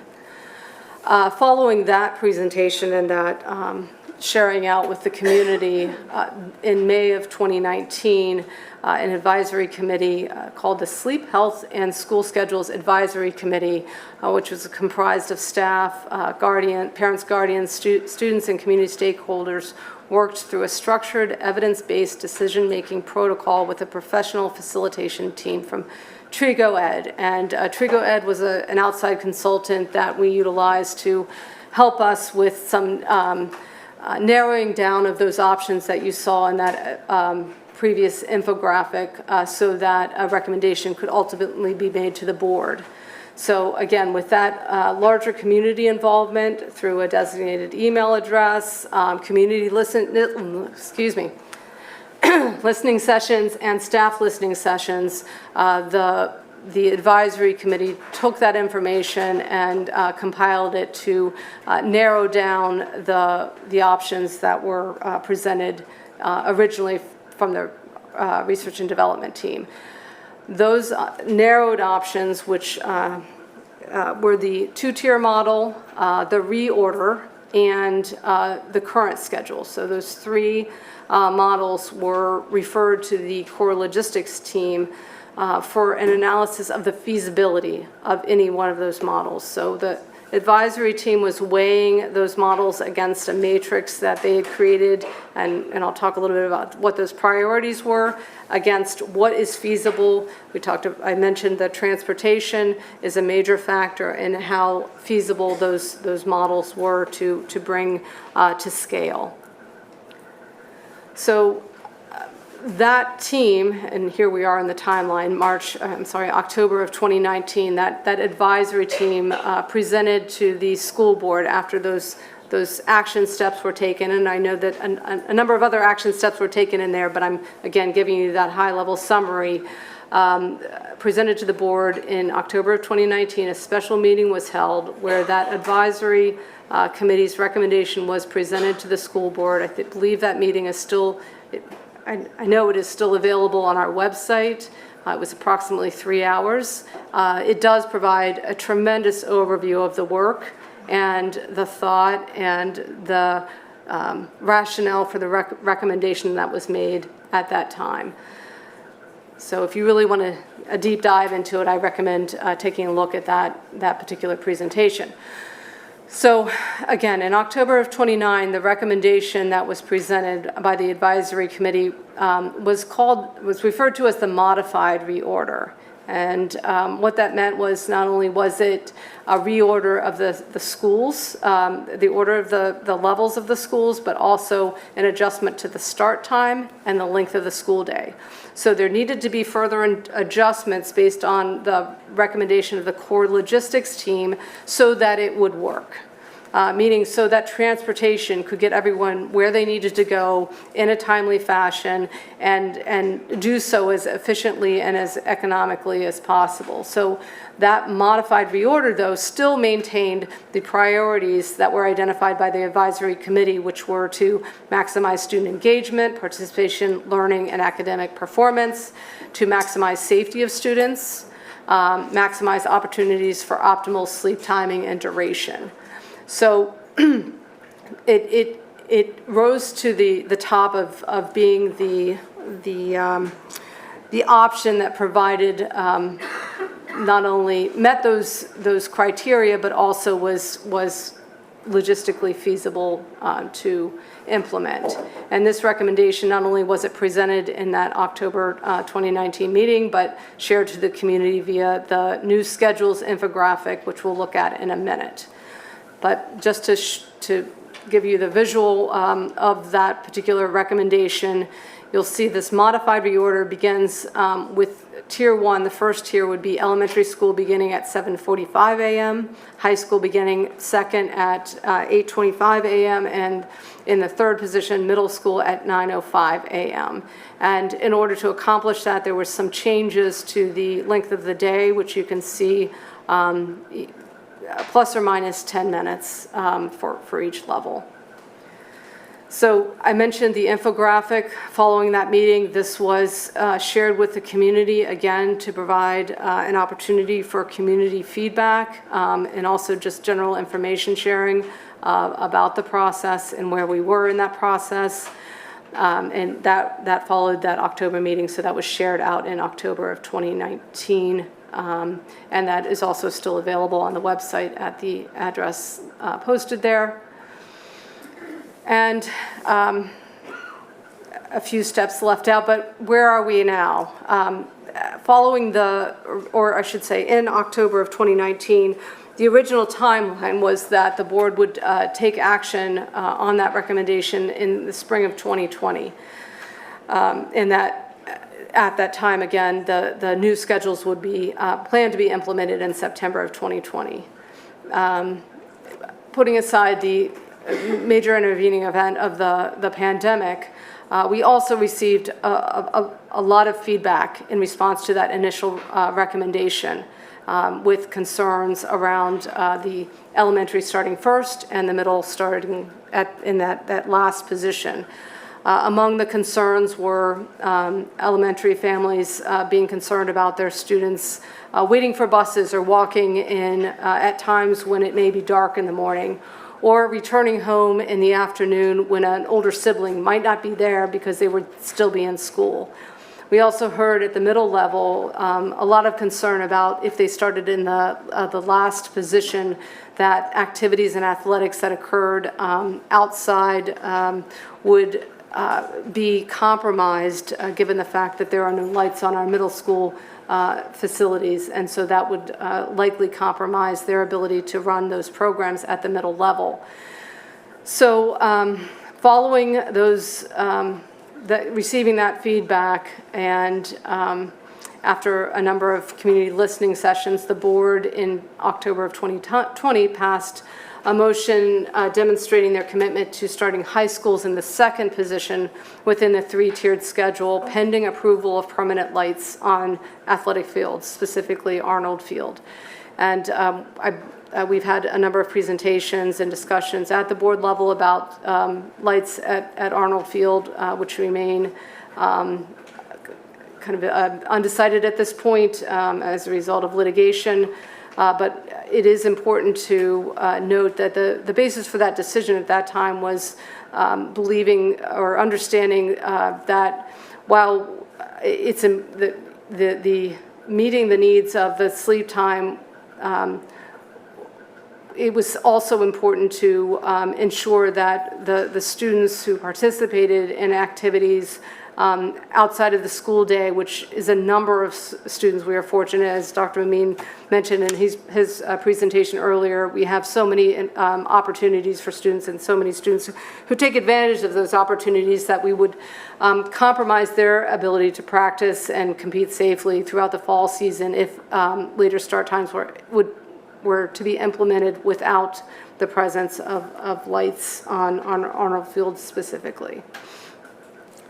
So again, to just jump back to that timeline, that was in October of 2020 when that occurred, and brings us more or less to where we are today and those key pending issues, which is the question of the timing of the availability of lights per the prior board decision, and then also the order, which is still subject to further examination by the core logistics team in reference to what's also been called the secondary swap, which is taking that original proposal and then putting middle school in that first position and elementary school in that last position to see whether that would better resolve or address some of the concerns that were presented by or shared by the community several years ago when it was initially presented. Again, other important considerations that may be different now than they were in October of 2020, although some are still the same with the balancing of the priorities, as Dr. Mamin had pointed out earlier. I would add the COVID and the transition that are also, on our minds and cause us to pay attention to those factors as well in navigating what we are able to accomplish as an administration and as a district. Also, since that time, the board's policy, the equity policy, and the administrative regulation, I think demand is a strong word, but require us to think critically about programs and system-wide changes that we put into place, and at a minimum, require us to think through any type of change through an inquiry lens, and how such a change has an impact or might have an impact on groups, specifically historically underrepresented groups within our district. So we did, while I think there were discussions about it, I think it's an opportunity for us to be more intentional about those types of impacts as we consider changes to start times moving forward. And so as far as next steps go, and I think consistent with what Dr. Mamin has already presented, hopefully consistent with what Dr. Mamin has already presented, which is an overall assessment of our district priorities over the next 3 to 6 months. At the same time, the administration and core logistics team can continue to review the order of the modified reorder plan, its feasibility, in light of the K-8 reorganization, as well as those equity considerations, which can be taken, that that inquiry can be happening at the same time as we're looking at those overall priorities, so that next 3 to 6 month period. And then in light of the foregoing, assuming we would just continue to move forward, prepare that implementation plan around, winter, spring. And then, again, the question mark about the timing of the implementation plan will be subject to that timeline for installation of lights and also balancing those other priorities and the feasibility assessment. So that is the end of the presentation. Thank you, Ms. Schaefer. Sure. Do we have any questions from the board? Ms. Kalish? I just wanted to confirm that we're still considering both ordering opportunities for elementary, high, middle, and middle, high, elementary, and that both are being investigated right now. Yes, the one that was recommended has been pretty thoroughly investigated. Right. What's been confirmed by board action is that the high school would start in that second position. So we need to do a little more work on the exploration of the secondary swap from a logistics standpoint, and I think we'd also need to return to that original proposal too, in light of we certainly were aware of the K-8 reorganization at that time, but just having better numbers and better understanding of those shifts will give us an opportunity to look at that as well. Great, thank you. Ms. Sotner? I do, thank you. I'm not sure if I can formulate the question appropriately, but I'll try. So if everything works out perfectly and the lights work and everything like that, we're looking implementation and possibility early 2023 to spring 2023. Am I reading that right? Or I know there's a lot of Jenga here, but say the planets align and this, because this is a high priority, and thinking about sorry to drag it back to your last presentation about the students and their level of health, this is a huge factor in that. So I'm just trying to Well, I'll jump in on that first. Excellent question and points well taken. There are a lot of moving parts. When we talk about the lights on Arnold Field, this is it's not a plan where, the lights are approved and they're installed and then we get to healthy start times. The work with the lights at Arnold Field involves other stakeholder groups, legislative and community. I will say that I'm extremely optimistic that we will be able to come closer together and formulate a plan. With that said, knowing that a plan would be approved, so the fast lane would be, a plan would be approved, knowing that lights will take at least 2 to 3 years to be installed. What that means is this. Once the plan or agreement happens, we will be able to move on this before the lights are in the ground. We need they're moving at the same time. That's why the priorities, we keep putting them out there. And wanted to be very clear that an agreement to get that work done is extremely important. An agreement with a timeline, which will probably be a 3-year timeline. But once that agreement is made, we can start this. We can start some sort of pilot to see how we can really get this thing to be refined as these lights are being installed. So we're moving two balls at the same time. This has been a competing priority for years. And I do strongly believe that this is the time for us, again, to re-energize this work and our focus, and, publicly state with full transparency where we are in the process. So again, I appreciate your question. Excellent question. Thanks. Any other questions, comments? Okay. Thank you. Then I'm sorry. I want to play devil's advocate, and I don't want to be as optimistic as Curry. What's the answer as far as the children in sleep times if it doesn't happen like that? And another great question and points well taken. This is one of the challenges when we discussed bringing this back to the board this evening, when we made the commitment to do an update of where we are. The challenge that we have with the competing priorities is that we have, with each competing priority, we have groups of constituents. We've heard that loud and clear. You know, full day kindergarten. And the parents say, full day kindergarten, full day kindergarten.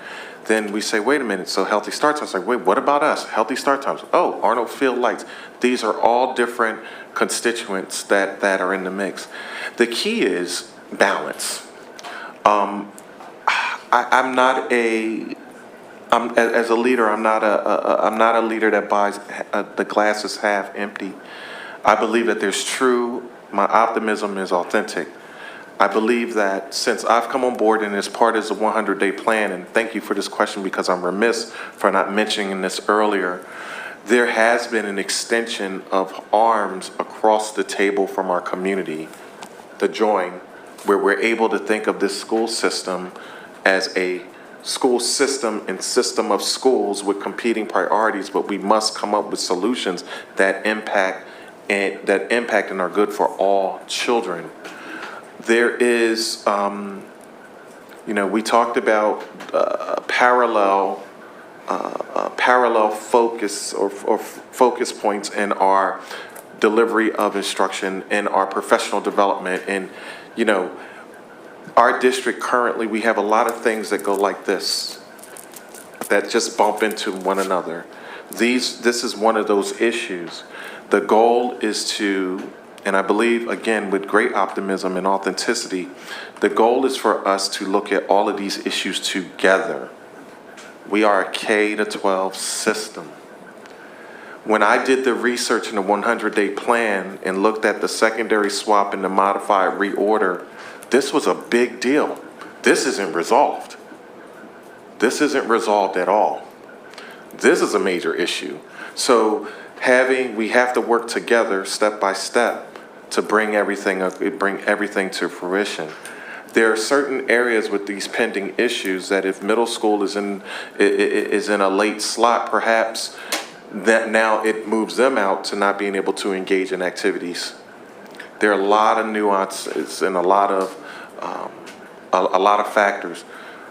My commitment to the board and to the community, we're gonna unturn all of these stones together. This isn't going in the closet in the back room or the black hole, so to speak.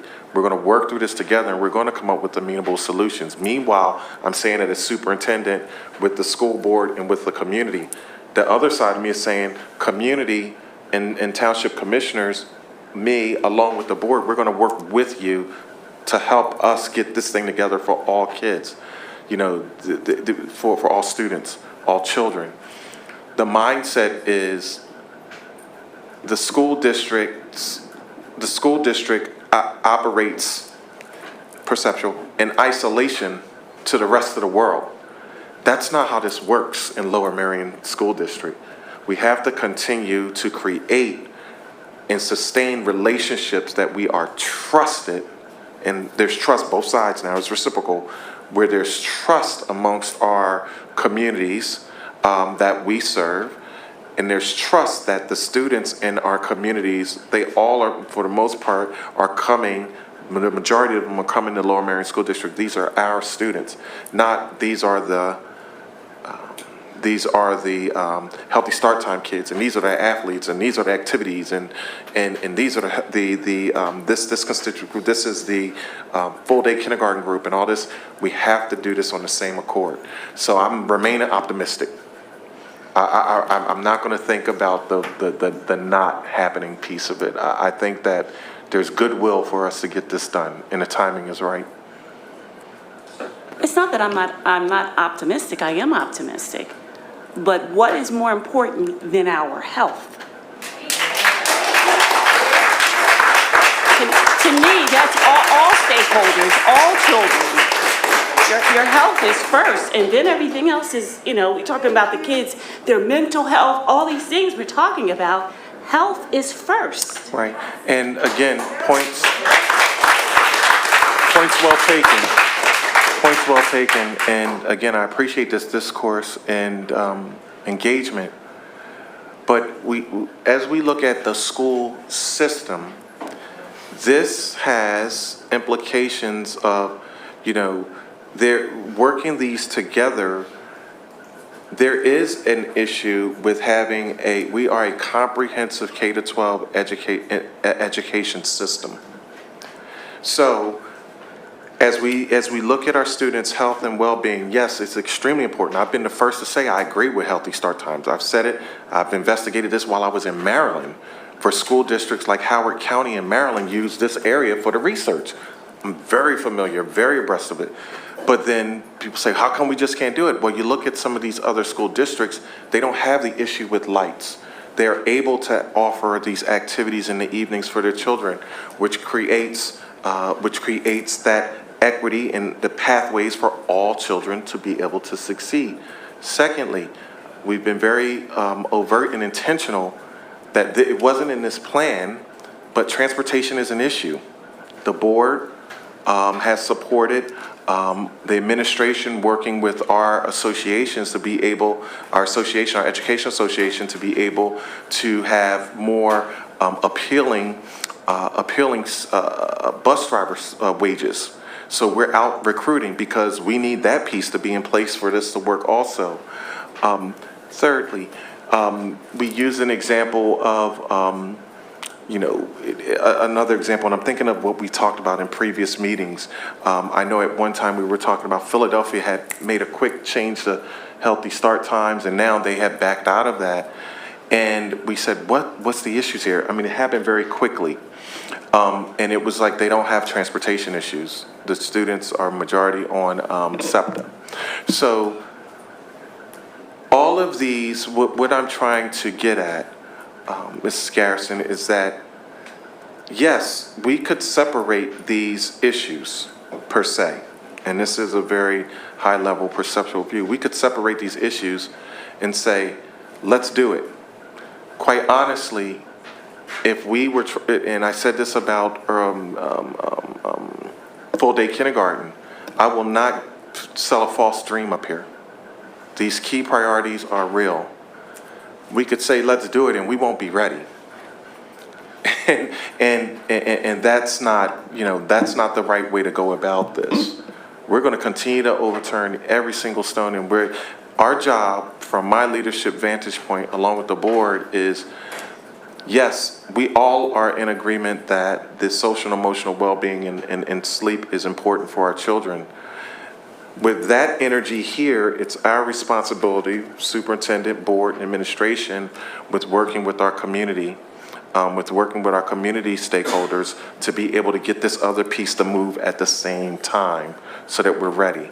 So again, I don't, and that's one of the challenges we have to overcome with the priority issues. There's not one that's more important than the other. They're all important.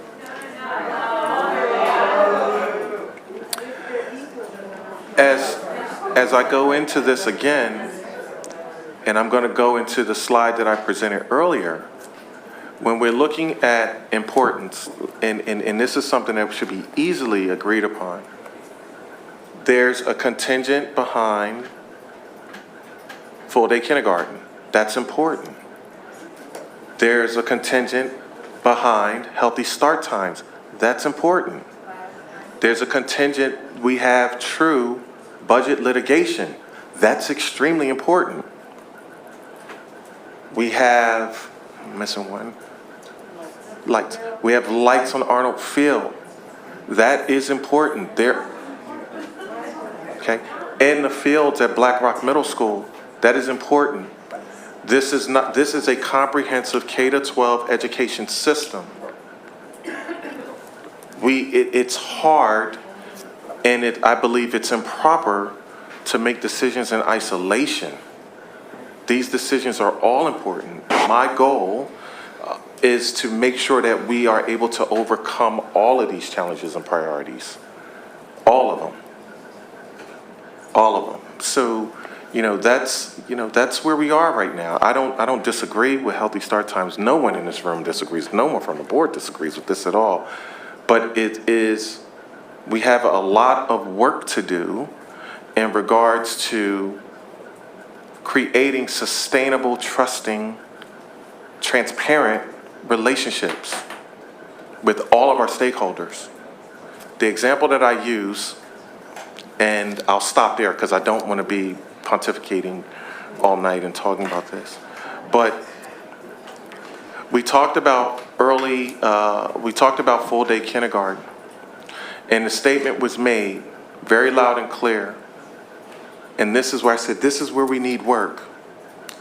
So we have 800 parents signed a petition for 800 parents tonight. We have a petition. 800 parents have signed in regards to support for full-day kindergarten. Immediately, my mind said, okay, 800 parents, important. But there's probably about 1,600 parents for healthy start times, okay? But in the big scheme of things, there's 66,000 taxpayers. We have to think globally around this. We have to continue to think globally around this. We can't operate solely as a school system that educates 8,500 students with no input from our community that helps to fund the education of all of our students. So we're committed to this. You know, we're not pushing this to the side. We're going to continue to work on these high priorities, and we're going to start to overcome some of these, and I'm very optimistic about that. Thank you. In deference to time, I think that we should move on to the Special Education Comprehensive Plan. Ms. Frazier. Let people speak. Exactly. Here we go. I understand we have an agenda that we follow. This is a board business meeting. You can find it on board docs. It's up on the board. And yes, we do follow our agenda. Thank you. So parent voice will rush over if necessary for the parent community voice. Thank you very much. We do have a time for public comment after the presentations are done. Absolutely. Good evening. I'm Kimberly Frazier. I'm the Director of Student Services and Special Education.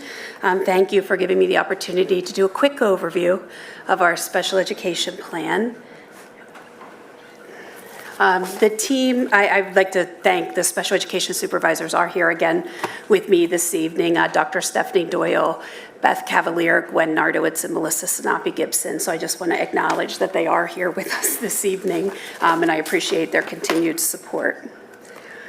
So the special education plan is a requirement by the Pennsylvania Department of Education, and the PDE is responsible for ensuring that all special education programs in schools are appropriate and effective.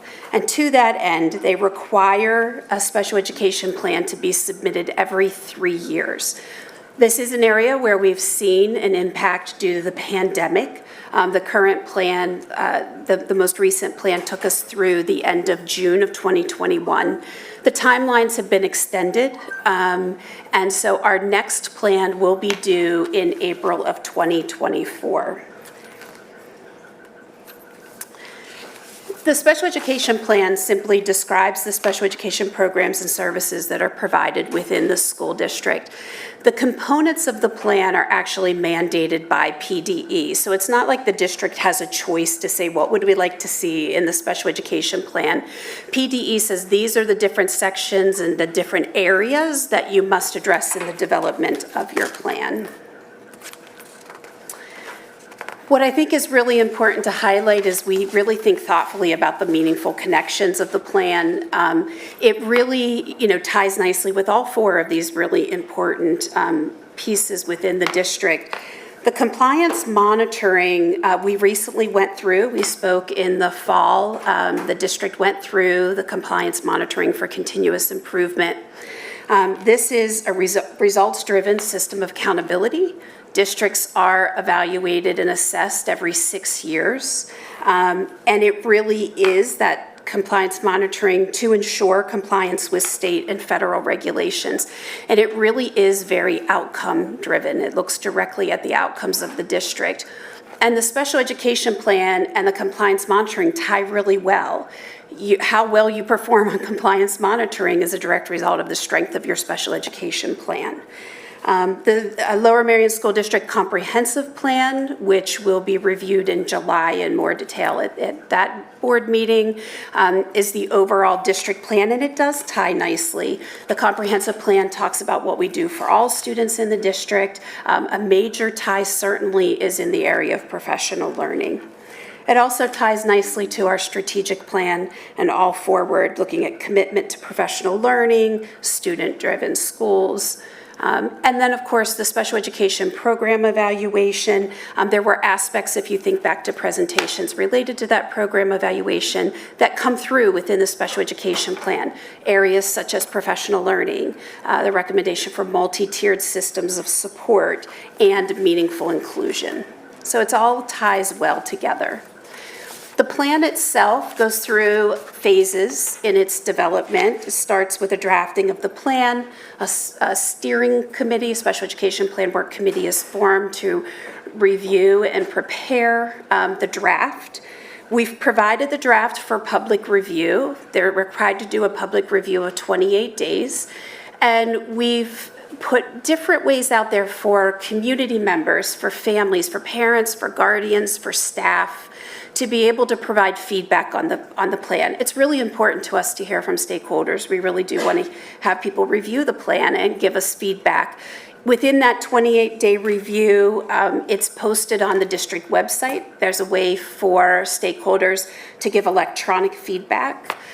We also are provided a copy of the plan in each one of our schools and at district office, so people prefer to come in and review it in person and leave feedback. They're able to do that. We also are offering the administrative team personal feedback sessions. So we're doing an evening feedback session for parents and guardians. We're offering several virtual feedback sessions for staff. And we are putting together, based on requests, a virtual feedback for parents and guardians as well. And that's really trying to address, some people are more comfortable to talk in person. We're happy to do that. Again, I think it's about trying to elicit as much meaningful feedback as possible. Once we receive that feedback, the committee's going to come back together, review the feedback that's been provided, make any revisions to the plan, and then we will make a recommendation to the board. I will come back and present again in July to share any revisions to the plan, and then the plan will be submitted for approval to PDE.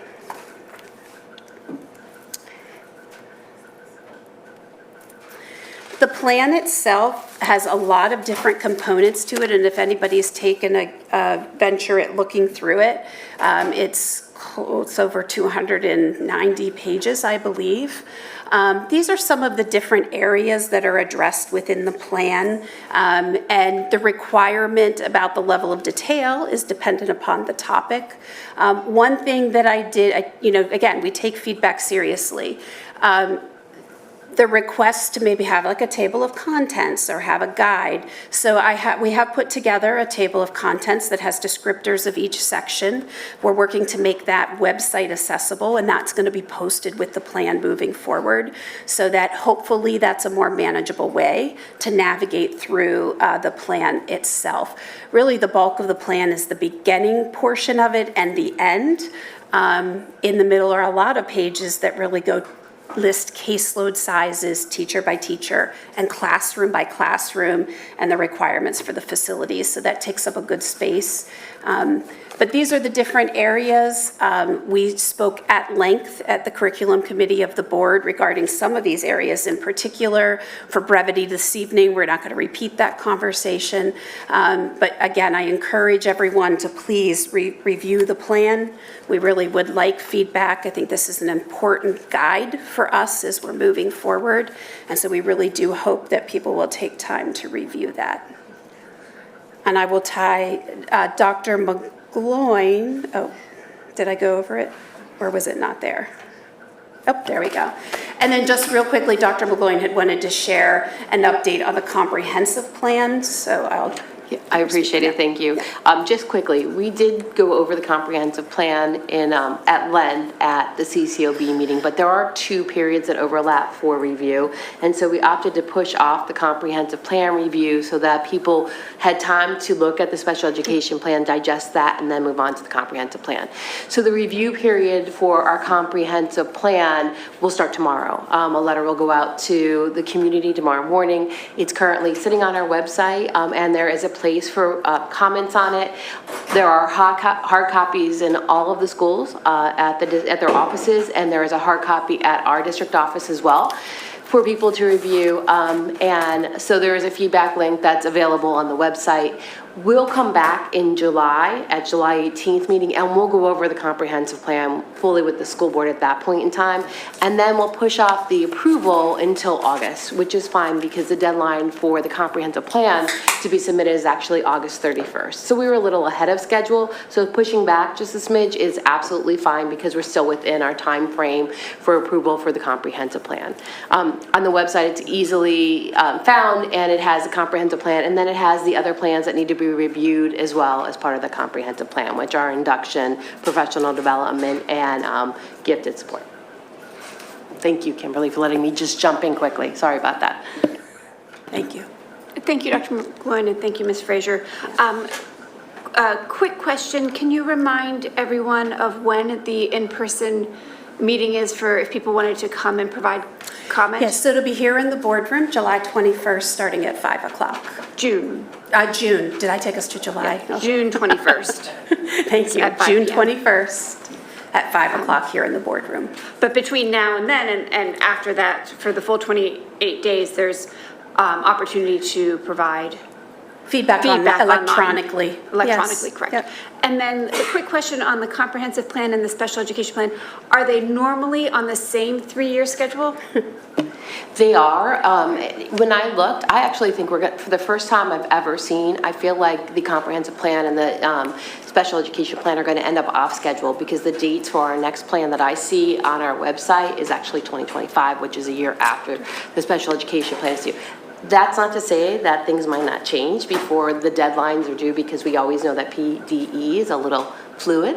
But right now, it looks like we're going to be off cycle for the first time that I've ever seen moving forward after this.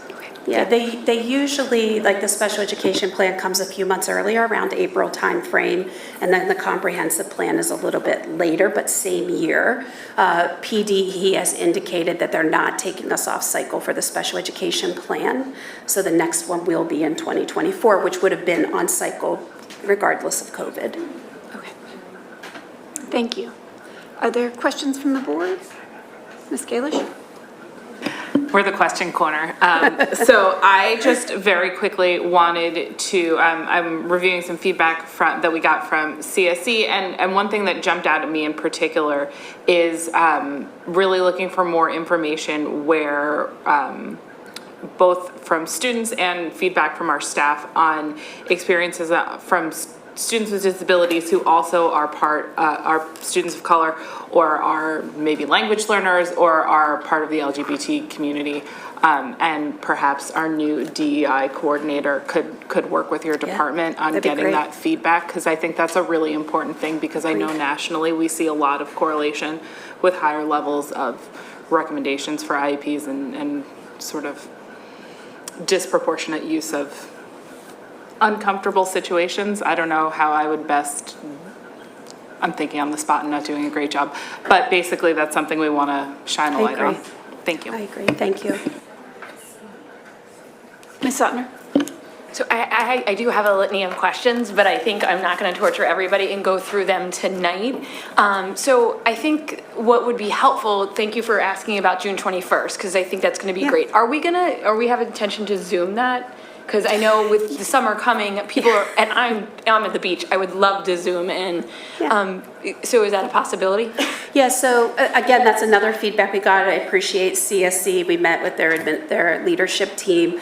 We are going to offer another session that will be done virtually. So we're going to do both, one in person, one via Zoom. I'm just working on finalizing the date with my team. And then we will push that out. We're going to do that in partnership with CSC. I think that's great because I think a part of this, so I dug through every single of those pages. I want to do it like 6 more times. My area of study is this, so I feel comfortable doing that. And I want every one of our community to be able to understand all this work that's in there and ask those questions. Are you thinking of almost like a walkthrough, like a walkabout is what we call it at work, like a walkabout of the document, a walkabout of the ideas, to be able to support all of our people to say, what does this actually mean? There is a lot of code in there. There always is in special ed stuff. And I'm wondering if that would be an opportunity to unpack those 280 whatever pages. I'm being dramatic, but yes.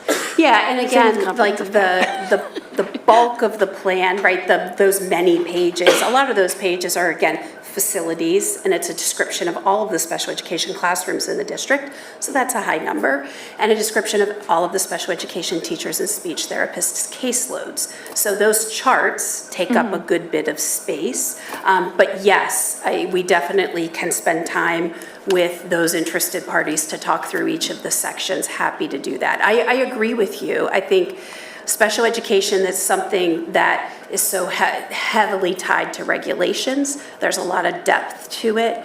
My team and I are always happy to try to demystify that for families and community members.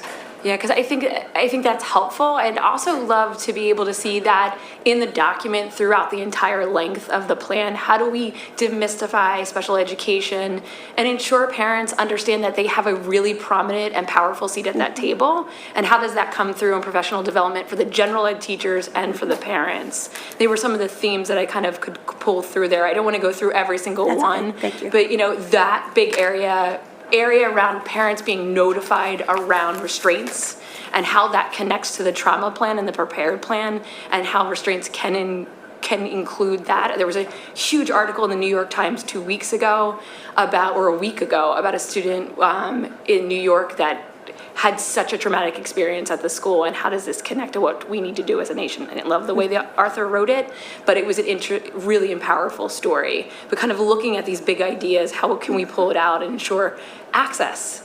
All you do in special education is create access and modifications. How do we do it for all of our community? I think that would be really important to be able to do. Yeah, I appreciate that. Yeah, we agree.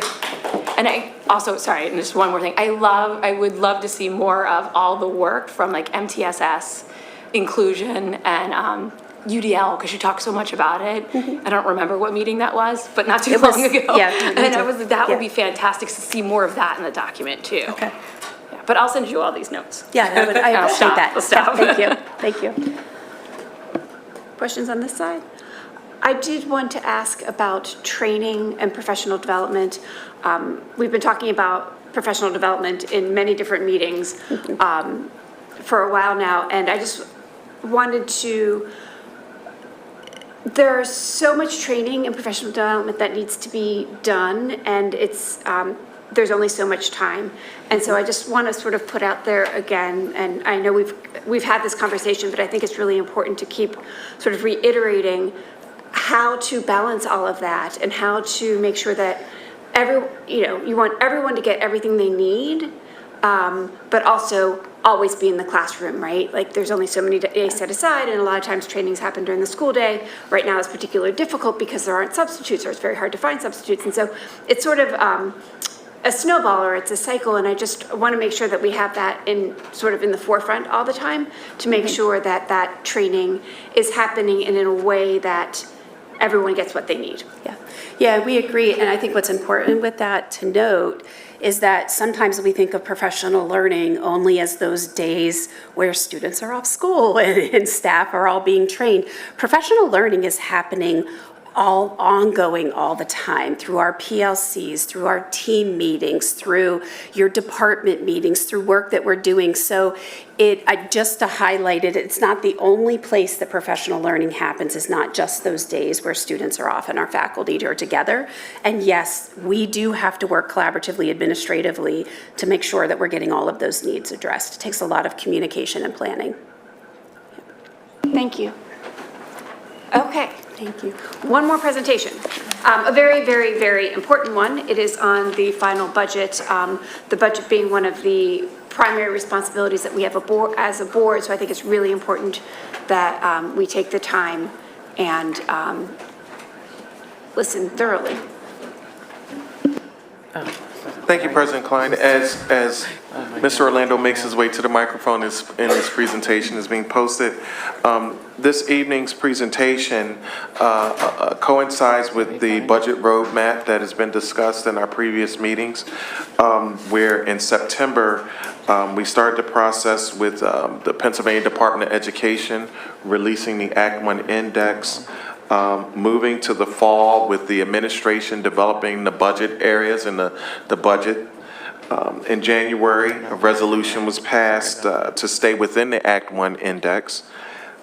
March through May, the Finance Committee meetings were on the budget. And in April, we proposed a final budget for approval. And this evening takes us to the end of the roadmap, which is final budget approval. So that's the slide I just went over. So, Mr. Orlando, great timing. My name is Vic Orlando. I'm the business manager for Lower Merion. And as Dr. Amin said, tonight we're here for the final approval of the 22-23 budget. This slide here was presented back in the proposed final budget and also the personnel. For next year, we have approximately 45 new positions in the budget. Many of those are due to the opening of Black Rock Middle School. Recent development impacts since the last time we spoke with the proposed final budget. We do have some additional retirements that allow us to have some personnel savings that are reflected in the final budget. We talked earlier about the litigation settlement. And the final one is an increase in the PA property tax relief funding.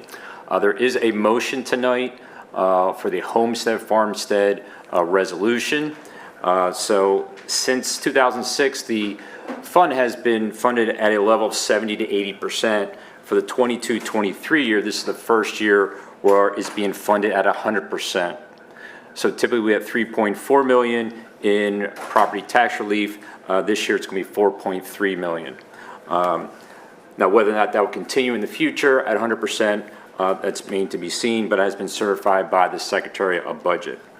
So what does that mean? There are 14,961 homesteads for the upcoming 22-23 year. There will be an increase in the homestead exclusion dollar-wise from $229 this year to $292, or a $63 increase for those approved homesteads. The proposed final budget, which was presented back in April, was $305,790,474. This evening, we have a final budget of $303,949,718, a reduction of just over $1.84 million. At the proposed final budget, the index was at the Act 1 index at 3.4%, which with a medium household of around $250,000, that tax increase was $262.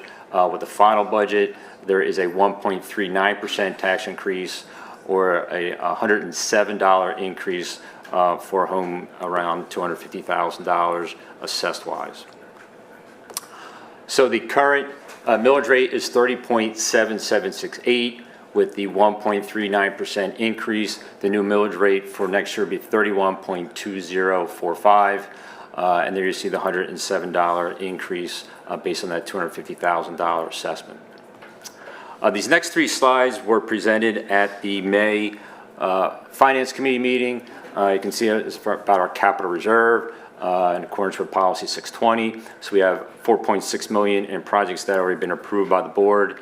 We have about $4 million in bus and IT for a total of $8.6 million.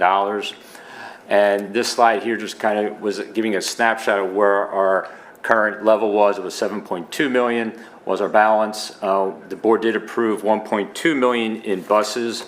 They've been approved, they've been ordered.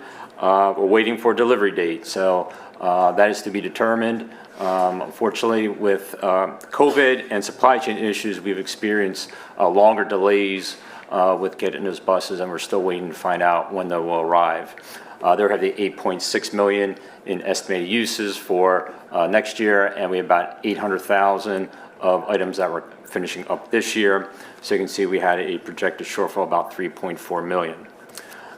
Tonight we have a motion for the 21-22 capital reserve transfer. Our anticipated uses are replacement school buses, roof replacement at Penn Valley Elementary School, and a chiller replacement for Gladwin Elementary. Those items will need to go out for bid, so the final cost and quantity and final assessment are still to be determined and are subject to a final accounting. In the 22-23 budget, we do have a budgeted capital reserve transfer of $5 million, and the anticipated uses is a roof project replacement at Gladwin Elementary. We also have a partial roof restoration and replacement at Penwood Elementary, and additional replacement school buses. And another motion we have on tonight is our committed fund balance. So we are recommending a committed fund balance of $13.3 million. That is $3.3 million for future PSERS obligation stabilization, and also future post-employment benefits of $10 million. And the post-employment is based upon an actuarial report that were required under the Government Accounting Standard Board Statement number 75 that has to be done, and that liability is just over $11.7 million from the report dated August of 2021. And then the final slide talks about where the money goes. I think Dr. Mameen is going to wrap that up. Thank you so much, Mr. Orlando. And quite simply, and this is intentional, being a bulleted list, and it coincides with our pride points here in the district. Low class sizes, extensive curriculum and co-curricular offerings, commitment to the arts and music, numerous enrichment programs as IB, dual enrollment, interdisciplinary programs, and FLES, inclusive instructional model and environment, enhance academic support and services at all buildings, enhance holistic support services at all buildings, counselors, psychologists, etc., extensive after-school and summer enrichment programs at all levels, commitment to community, service, and service-oriented programs, and commitment to hire, recruit, and professionally develop quality staff. So, as we look at the budget, as Mr. Orlando, and thank you so much for taking us through the roadmap, this journey this past school year, it does give us a very good look at how all of the moving pieces that coincide in our budgeting process, but the ultimate goal is for it to impact our children exclusively. So again, thank you so much, and just wanted to provide those bullet points again to really clarify why we do this work. Thank you. Do we have any questions from the board? I did want to just point out, or specifically on page 6, in terms of the proposed final budget. So there's the process the district needs to go through is very timed by state law. So we did approve a proposed final budget at one point, and now this is, we are voting on the final budget. And I just wanted to acknowledge that the difference or the decrease in the percentage tax increase between the proposed final budget and tonight's final budget is directly correlated or connected to the settlement.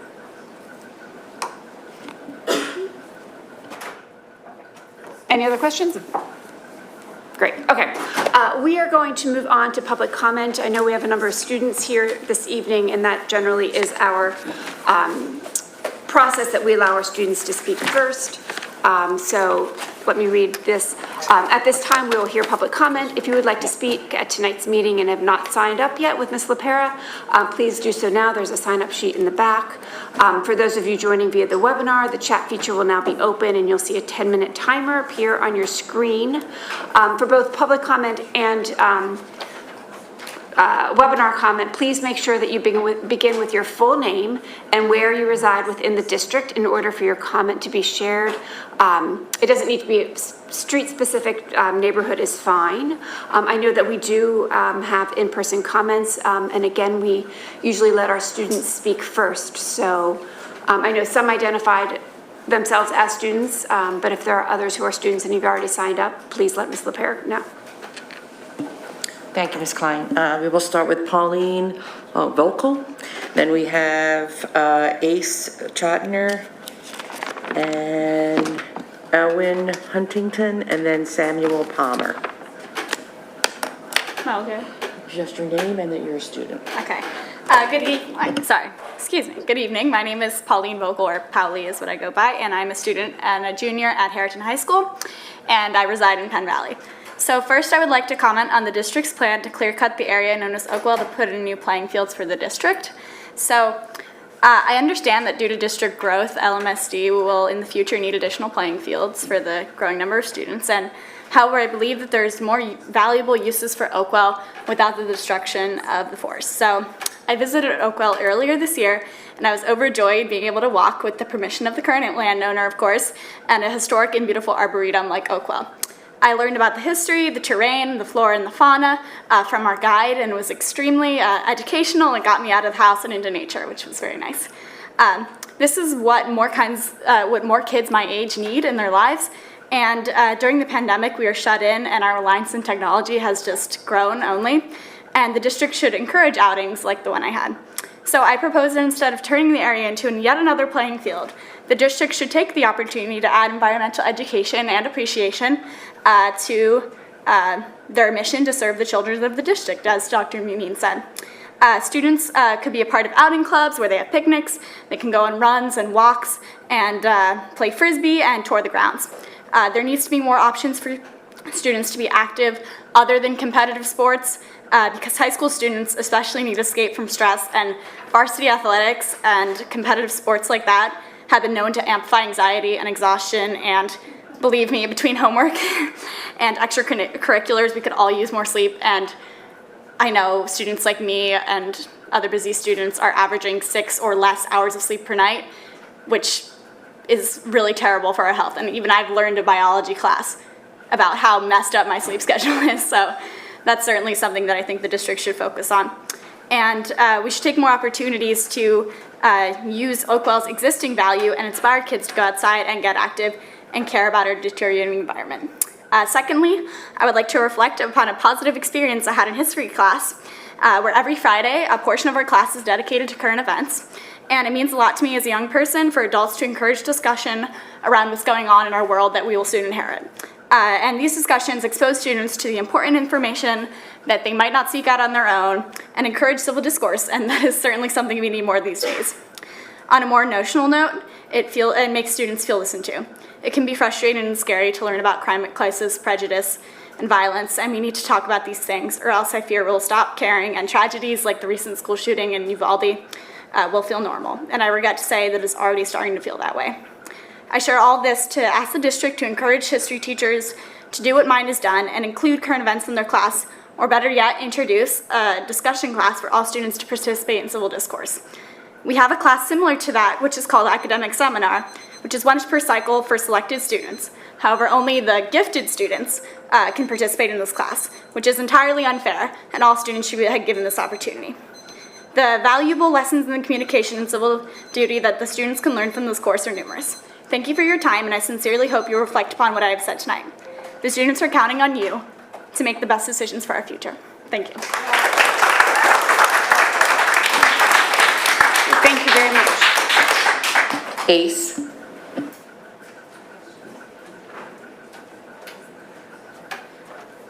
Hi, my name is Ace Chotner, and I'm a current resident of Wynwood and a 7th grade student at Bellacombe Middle School.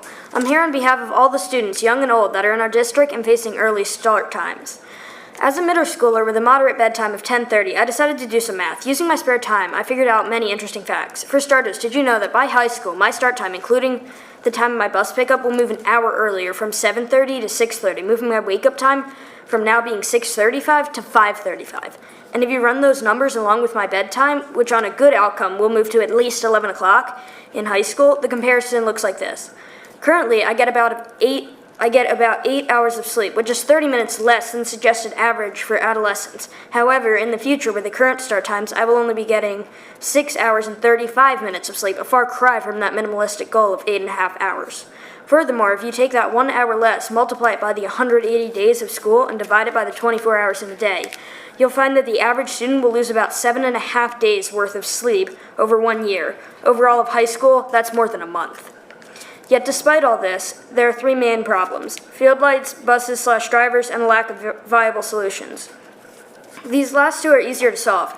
They just require more creative ideas and solutions. All it takes is a little time and effort to present new ideas, from different start time setups, such as 8 o'clock for middle school, 8:45 for high school, and 9:30 to elementary school, to the proposal of shuttles from school to school to cut down on bus usage. Although there is still one unanswered problem on that list: the misplaced priorities of athletics and Arnold Field. To state the facts, the issue at hand is that there's no easy solution to putting lights on Arnold Field, and these lights have been deemed necessary to move school start times back due to the safety issues of sports in the dark. I believe this is wrong.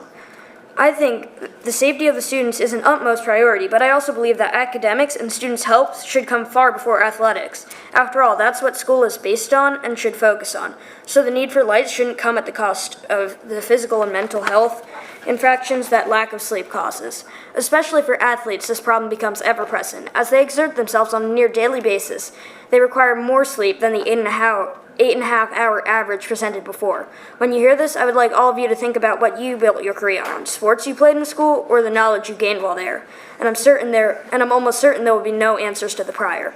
Now, I know that I'm almost at the 3 minutes mark, so I'd like to end by stating that the change is in your hands, and as the representative of the future generations whose mental health is at stake, you could help better the lives. And I am urging you to make this a higher priority, and ask yourselves whether you'd like to be a part of one of the biggest and most impactful changes in the history of our district. Thank you for your time.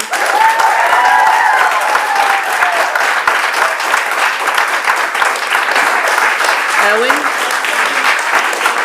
Thank you, Ace. Owen? And then after Owen, we have Samuel.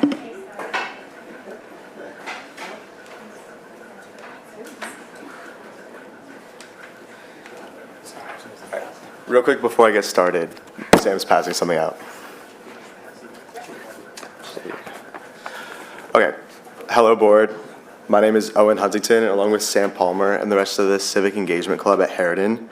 We were looking to pass a resolution to promote student-led voter education and registration. So before we talk about the legislation, I'd like to discuss what we've done as a club so far. We led the first student-led voting initiative in Harridan history, achieving over an 85% student registration and receiving a Governor's Gold Civic Engagement Award with the support of the League of Women Voters and the PA Youth Vote. We did that by doing registration drives with iPads and QR codes during advisories, as well as heading out to the senior picnic with little business cards with QR codes and getting people registered that way. As well as during these advisory presentations, we shared why their vote matters, the importance of local elections, as well as other voter education and voter registration processes, like how you get registered and registering over the summer and online and stuff like that. We also have a bunch of plans for voting registrations over the summer. We're talking about collaboration with other high schools in the Central League, as well as forming a coalition of student ambassadors focused on peer-to-peer voter registration. And finally, we've had the full support of the Histories of America HOA teacher and Social Studies Department chair, Dr. McKenna, who's been really helpful to us along the way. So I think overall, talking about all that we've done, I think we're more than qualified to help develop and execute this resolution that we're proposing. And on that note, I think I'm going to hand things off to Sam to talk about the details of the resolution. Okay? All you, Sam.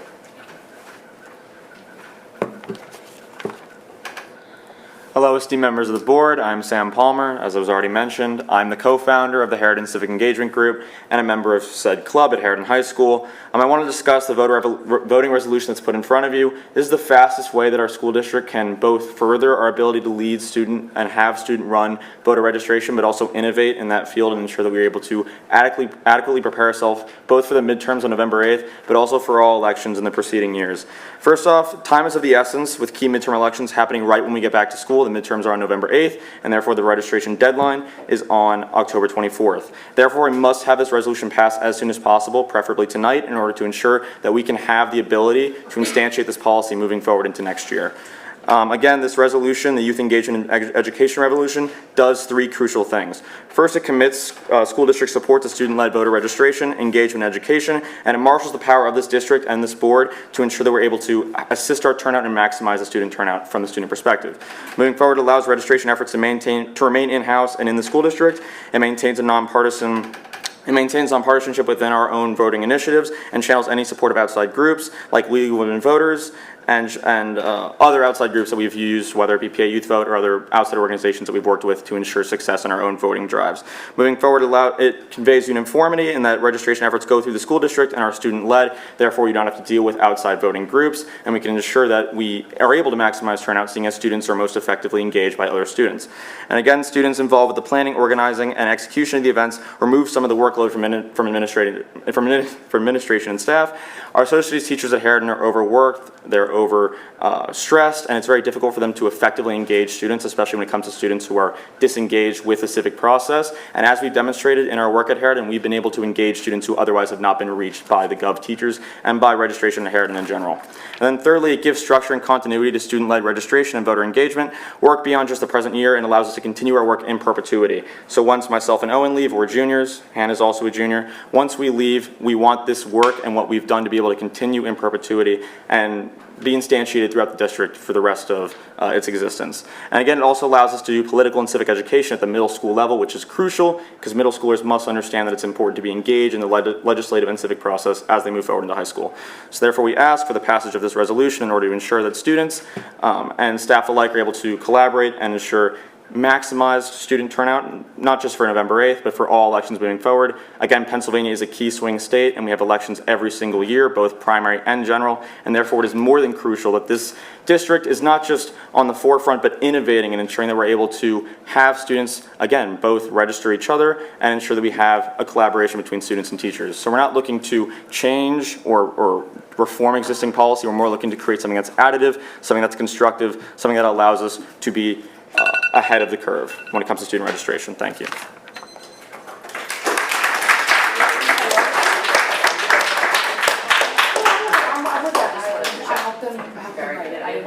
No, you're okay. Thank you so much. Sorry, I just wanted to acknowledge that I met with Owen and Sam like 2 months ago, and I have to like publicly state that I apologize for being so slow in the process. But I also wanted to echo that the entire team has thought through this to look at budget, to look at some of the best voter registration apps across the state that have been used in Philadelphia, and to really model this off of good practice and policy that has already happened, and to engage not just the high school kids, but use those high school students as mentors to ensure that the elementary and middle school students will be a part of this, so they'll grow into it. All of this is best practices with voting and youth turnout, and is really impressive. And just so I gave a civic education award tonight, and Philadelphia is seeing an 89% with this policy, and you guys are at 85. You all are at 85. So impressive work even before the policy. Yeah, and just before we continue with that, talking about that, this legislation, this resolution will be like at the front of civic engagement. It's not innovative in the fact that something very similar and something we kind of based ours off of happened in Philly. It took a while to get presented, but things are doing really well there. Like you said, there's an 89% registration, and I think the same thing could happen here at Heriton, here in the Lower Merion School District. Thank you, and I appreciate that Ms. Sotner met with you. I know that we had some scheduling conflicts, and we will sort of move forward on this. Thank you. Okay, we have Jamie Bassman, Mike Salmonson, and then Tracy Bolton.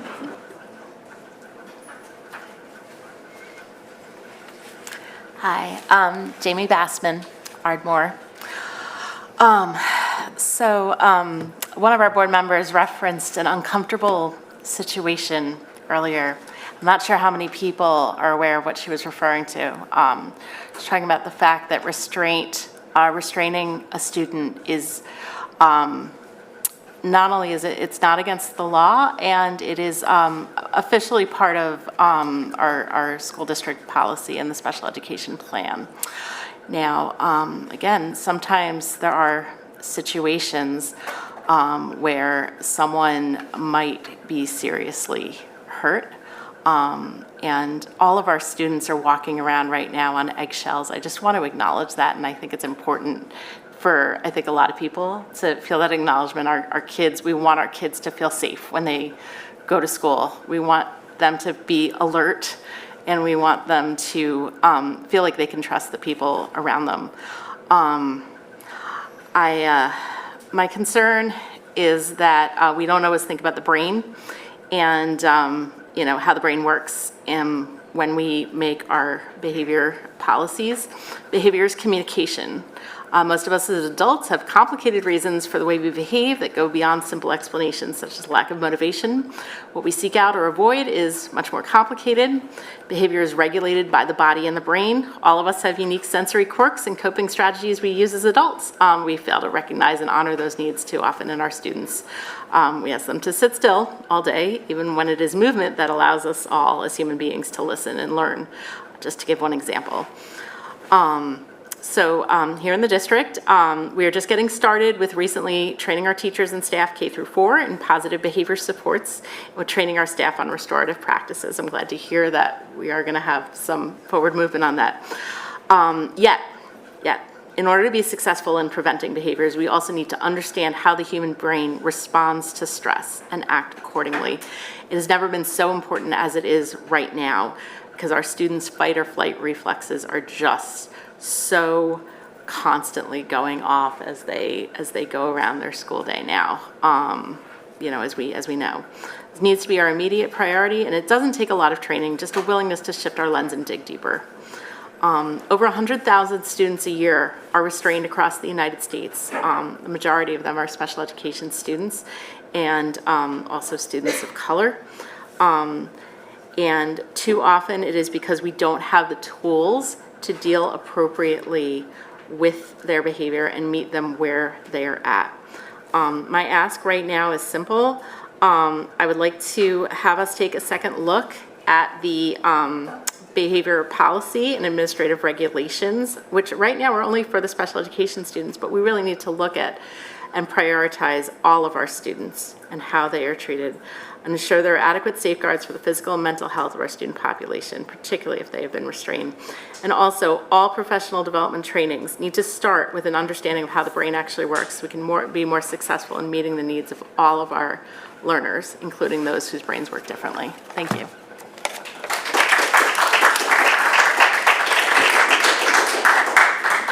Thank you, Ms. Bassman.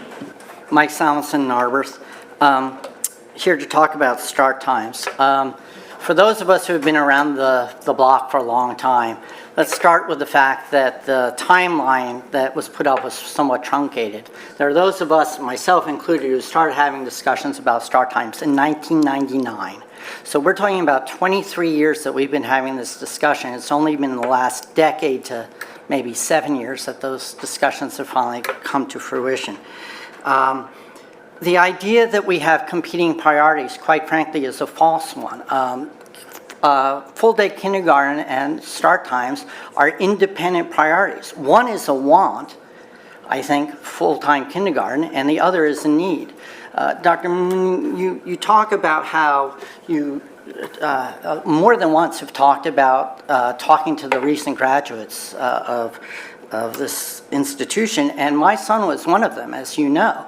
And if you talk to my son, who unfortunately couldn't be here tonight, he would tell you that the single greatest impediment to his education in this school district was the fact that he had to get up at 5:45 in the morning for high school.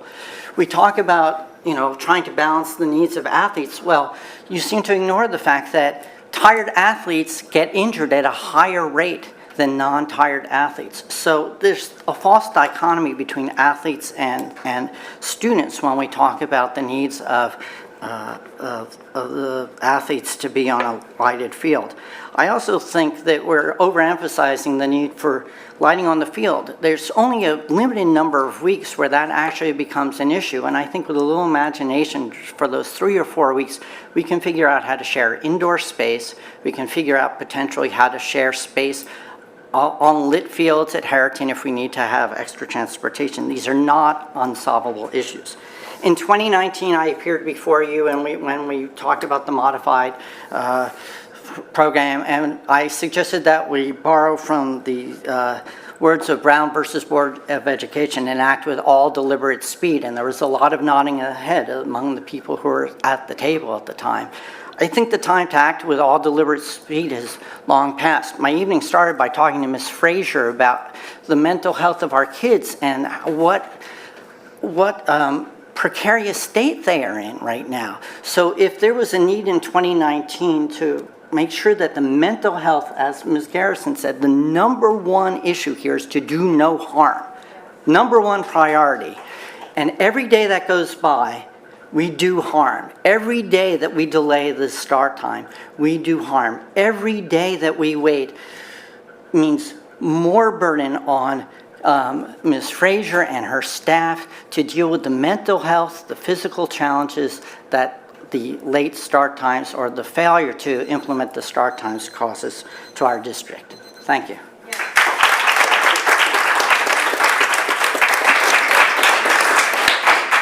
Tracy Bolton, then Thank you, Jill Mr. Altshuler and Jerry Center.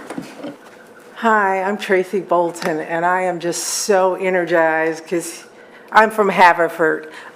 He just articulated so many things that resonate with me. I applaud this district and their academic rigor, the prioritization of that academic rigor with that 5.0 grading schedule, which adds to that academic rigor. But where is the rigor for the mental health of our students?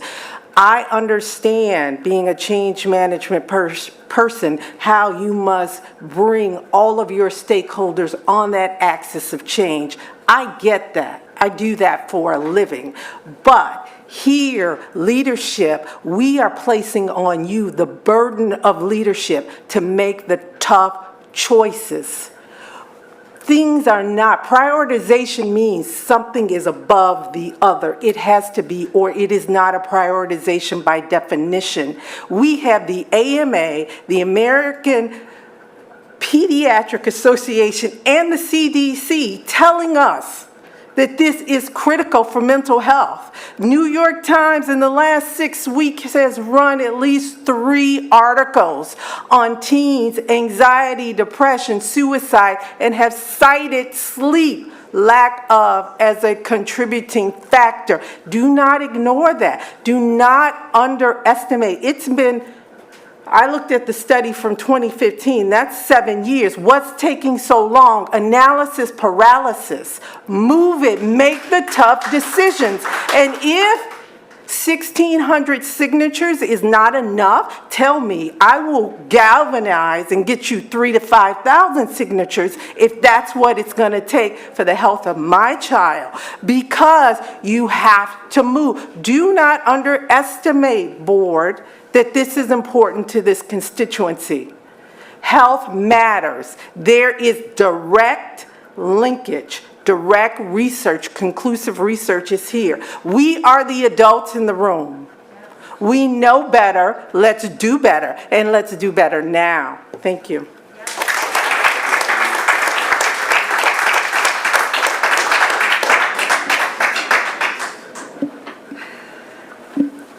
Hi, Jill Altshuler from Marion.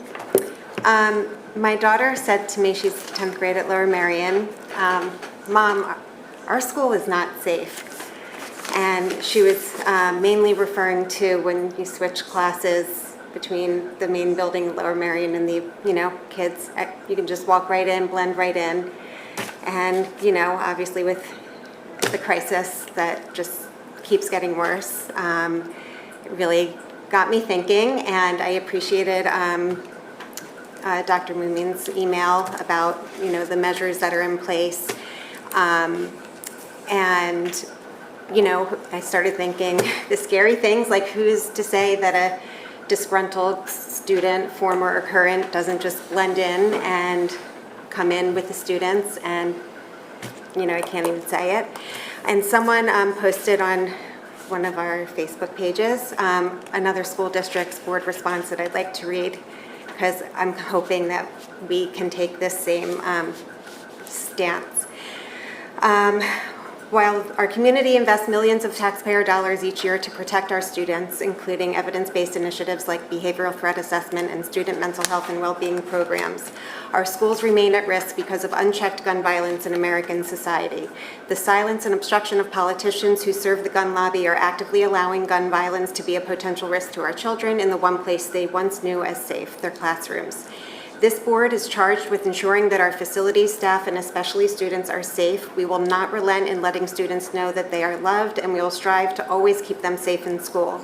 We know that our students may feel anxious right now. We find it unacceptable to freely allow shooters to purchase body armor and assault weapons of war to accomplish their terror.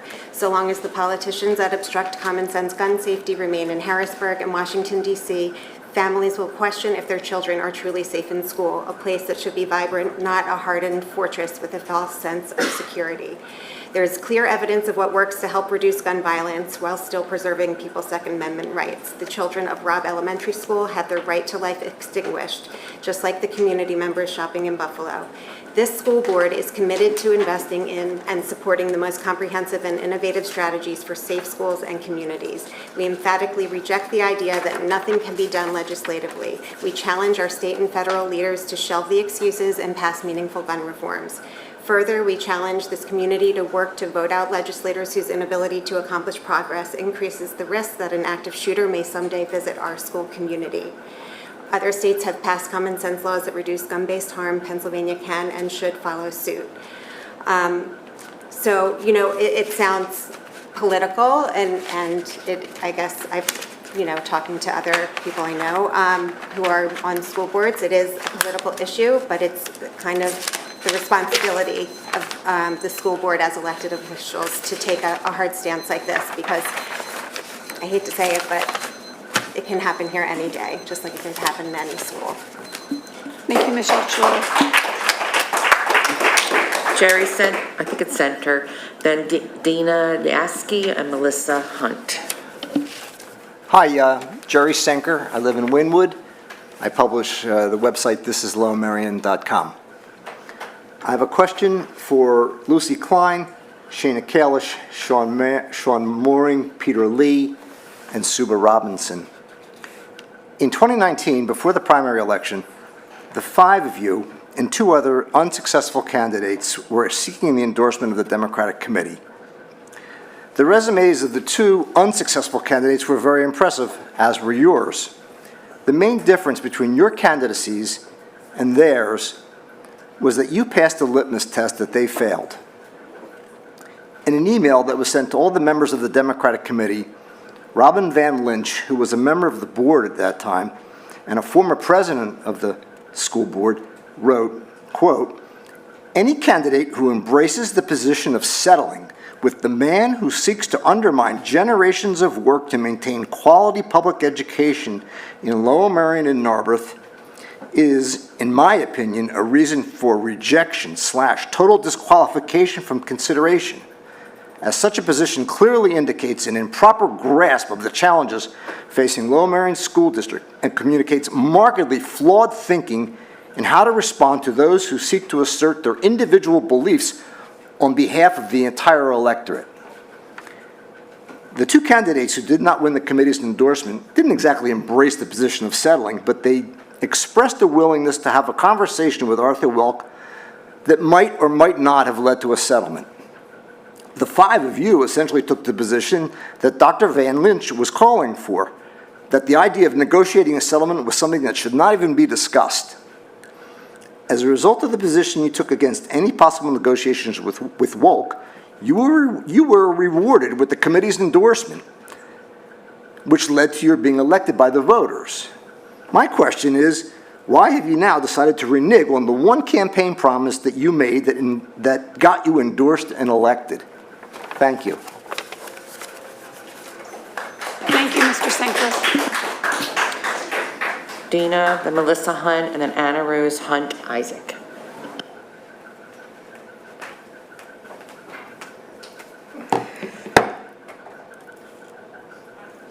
Hi, Dina Yaski of Wynwood, here again to remind the board of the immediate need for full-day kindergarten for all students in Lower Merion. Through talks and meetings with Dr. Rumim and the board, we are pleased that there seems to be unanimous agreement on the benefits and interest in full-day kindergarten here in the district.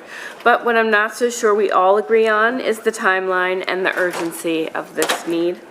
I'm glad to hear that a resolution to the Wolk case appears to be close at hand, and hopefully this settlement, there will be more financial certainty for the district, and we'll be able to cross off its list one of those competing interests and devote more attention and bandwidth to planning for full-day K by the 2023 school year.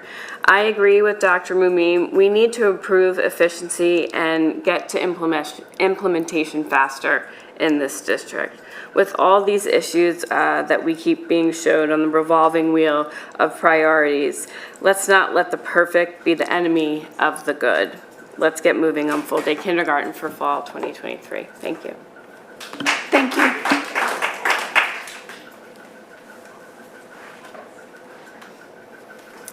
Good evening. My name is Melissa Hunt. I'm a clinical psychologist and a resident of Lower Merion and have sent 3 kids. Melissa, yes, I'm next, I think. Yes, I'm sorry, and your town.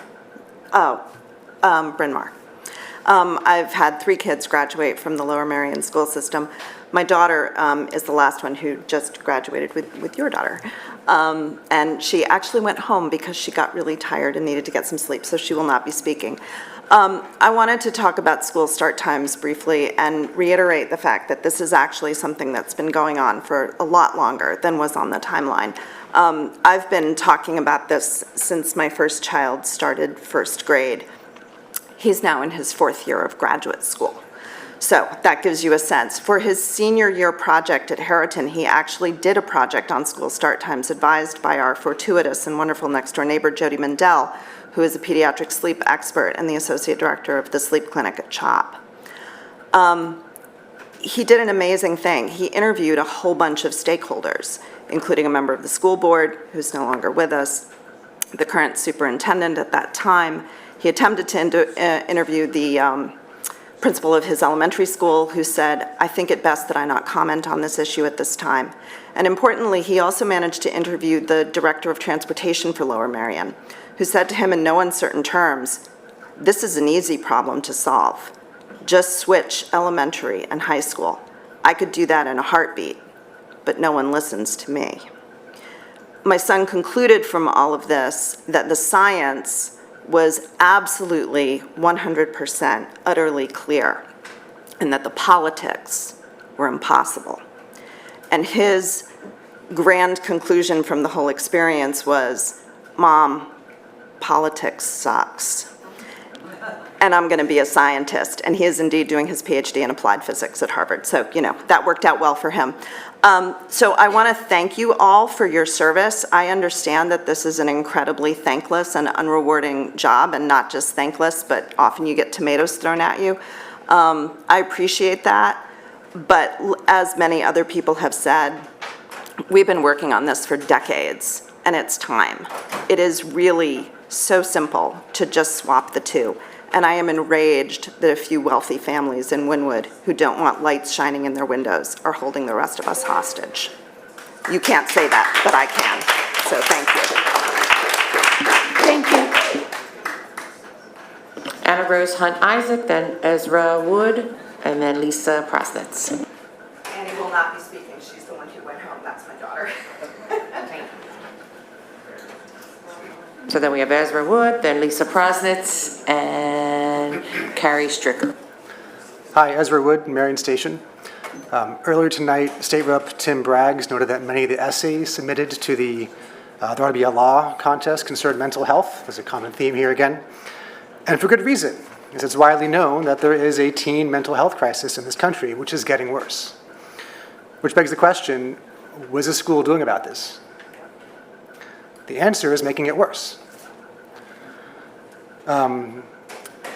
Having high school start 7:30 and middle school 8:15 is making it worse. Clear connection between early start times, lack of sleep, and mental health.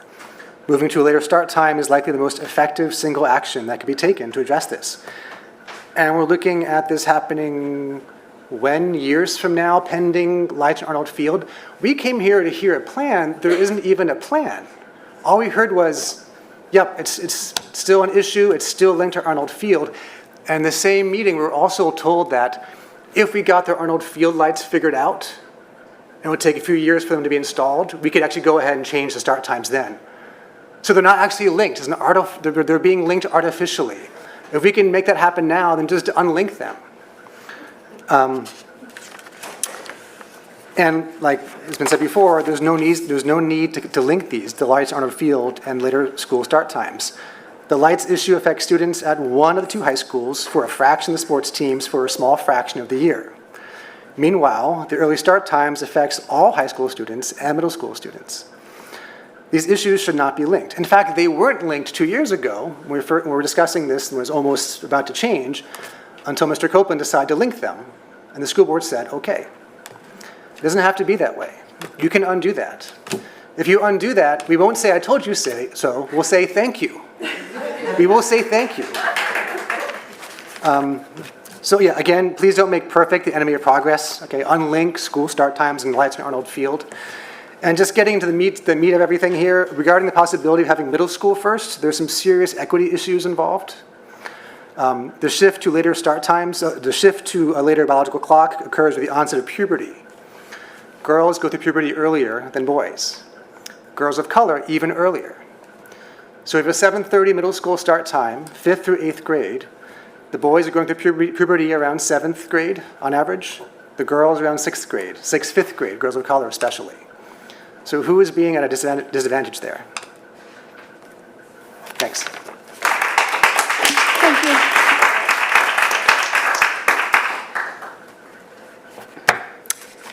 Lisa Prosnitz, Penn Valley. To echo the Pennsylvania State report, there is not one other single thing that you could do to create a level playing field for all of our students, including those in special education, those with mental health struggles, and those who are less advantaged than others, than enabling them all to get adequate sleep so that they can get to school on time, be healthy, engaged, and ready to learn. It's true, healthy school start times are not a panacea for all of our students' ills. We have academic and social pressures, social media, and now a global pandemic to add to the mix. What healthy start times give our students is the ability to have their basic human needs met. I shouldn't have to remind you that without an immediate change in school start times, we are all at fault for not providing for our children, not prioritizing for their basic need of safety, security, and stability. They lose that with the knowingly abusive, harmful, and truly destructive effects of early morning wake times, which do not align with their biological rhythms. When it pertains to the health of our students, I am exhausted of watching our children continue to suffer. By not taking definitive action, you are saying that while we have known better for years, you have decided that our students' mental and physical health, not even just now, but also their long-term health, we know that as well, is not worthy of being treated like the crisis that it truly is.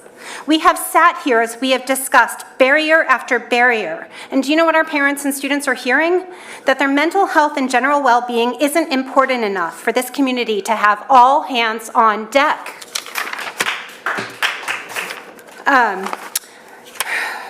There is an action that you need to consider, and that is untangling school start times issue from the field lights. There is nothing, there's nothing to balance when we are talking about our student mental health. And I'm curious, of the 50% of students who participate in after-school activities, what number participate in sports, and for how many weeks is the light truly an issue? I think it would be useful to educate and to host a town hall where parents can come together with the administration, transportation, athletic departments, have questions answered. I also ask that we move forward and we start to collect necessary metrics on absences, reasons for absences. Like when I sat in one of our schools the other day, I'm watching kid after kid after kid after kid come in late. Why are you late today? No reason. Tardies, concussions, etc. What about setting up a task force to find creative solutions? Dr. Moomin, you mentioned turning over every stone. That's something we haven't done. I was on that task force. We were not looking at any creative solutions. I guess that's I don't know. There's a lot more, but I'm just going to stop there. Our kids really, They need you. They need you to make a decision on this and really to, as someone said earlier, be the adults in the room. Thank you. Thank you, Ms. Krasnitz. Carrie Stricker, then Amy Noor, then, pardon me? Carrie left. Amy Noor, Jamie Mogul, and then Nikki Tepper.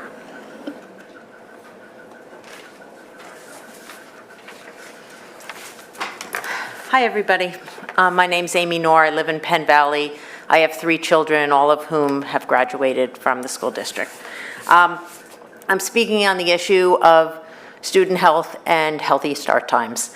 I first would like to just say that with the different important issues that you mentioned, I think that the issues of student mental health, physical health, and safety need to be elevated to critical, not important. And I think that probably all of us in the room would agree that, you know, without that kind of basis for students feeling well, mentally, physically, and feeling safe, that it's really impossible for them to learn optimally.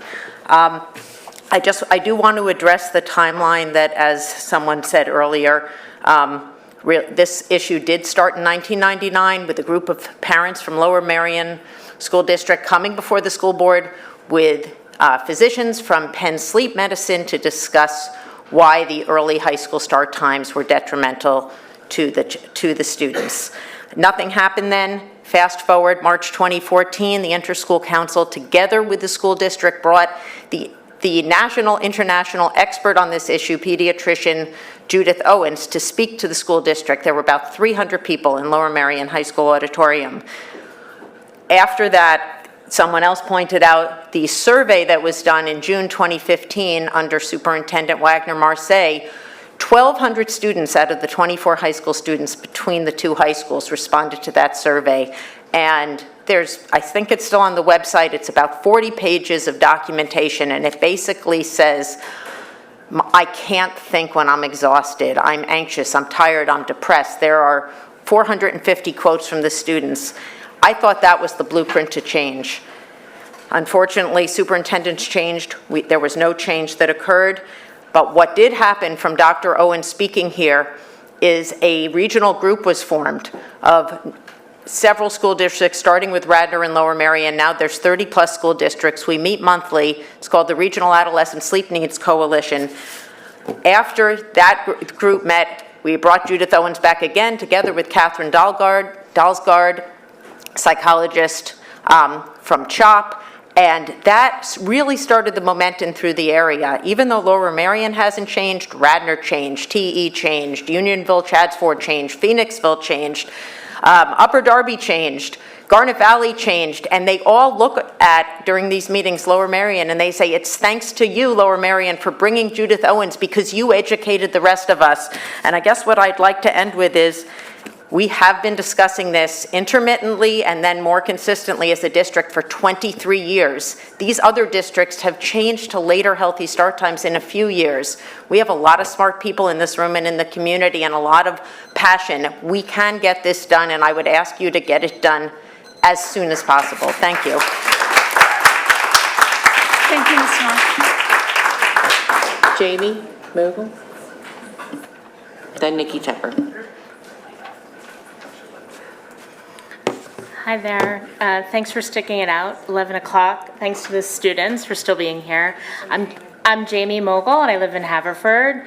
As an alumna, resident, president of Local League of Women Voters, and advisory board to the PA Youth Vote, I'm here to support the student proposed resolution for voter registration and education. This type of resolution assures efforts and resources are put towards student voter education, registration, and engagement, because it is about the students, right? It is about empowering their voices, as we heard the superintendent say, and whether it's school start times or giving them the resources and support to be active, engaged citizens, we should listen to them. And you've heard from them tonight, and there were a lot of them here, but it is late, and they do have to get up early. I really want to congratulate them. Polly left, there was a bunch of them here, certainly on the Governor's Award and all that they're doing, and I'm really honored to support them and frankly so hopeful. We've heard from a lot of students tonight, and it gives me hope for the present, not just the future, when I engage with young people, because they're not only proposing a resolution to you, but consider they've learned about local government, how to put together a proposed resolution, working with directors, presenting to Ms. Sautner, working with the staff and administration, and even smart enough to realize that maybe when it's not from a committee referred to you all tonight, to know that voting happens tonight at these business meetings, and that's why they pushed for this and presented you with a copy. So I'm eternally proud, and really witnessed a true civics lesson, so it was really wonderful. But I'm just gonna go through a few more reasons as somebody who works in this, in elections and voting rights. So in addition to the reasons why pass the youth voter registration engagement and education resolution, well, PA law does require all schools to develop and administer a civics assessment, but it doesn't, this is a minimum, right? It does not require a permanent, organized, and concerted year-round commitment that the students have proposed. So PA voter registration only increased by 5% for young people 18 and 19 between 2016 and 2020, and yet they're ranked #1 in the nation for this next election in Pennsylvania to have an impact on the midterms. And in an era of disinformation and lack of faith in government, this resolution would provide a year-long and, as Sam said, in perpetuity, voter education and registration effort that reinvests in our students to get them involved in the political system, to really believe in democracy and to combat disinformation and empower them as informed voters. And all in turn, this strengthens our democracy. And this isn't just about voting, but preparing young people to be engaged, just like they were tonight, because we know youth are 40% more likely to vote if they are actually taught about voting, as research shows that voting is a habit. Thank you very much. Thank you, Ms. Mogul. And Nikki Tepper. Hi, my name's Nicole Tepper. I'm a parent of a 7th grader at Welsh Valley Middle School. I live in Penn Valley, Pennsylvania. And I wasn't really intending to speak tonight, but I feel compelled with a fellow parent due to the lack of attention given to the violence occurring daily at Welsh Valley Middle School here tonight. I speak on behalf of a large group of current Welsh Valley parents, as well as 4th and 5th grade parents of Penn Valley students and on other elementary school students who will be sending their kids to Welsh Valley next year, 5th graders. I'm all for healthy start times, for lights on Arnold Field, for full-day kindergarten. I believe so strongly in everything everyone spoke about tonight. But I truly believe that if our community understood the current situation going on in Welsh Valley, this would be all of our priorities. We've brought this to the school's attention countless times, to the administration's attention, and we've gotten no response or acknowledgement. No action plan to stop the violence. Your budget plan sounded great tonight, but when a student dies at the hands of another student in that school, you will not have enough money in your budget to pay for that wrongful death suit. We have given notice to this school countless times over and over. We have begged Principal Hall to take action. Nothing. No consequences for these students to stop this violence. We've asked for an in-person meeting with you, Dr. Mumin, and we look forward to your reply. Thank you, Ms. Tepper. That's all the in-person and Mr. Rose's chats. Good evening. There are 7 comments in the chat.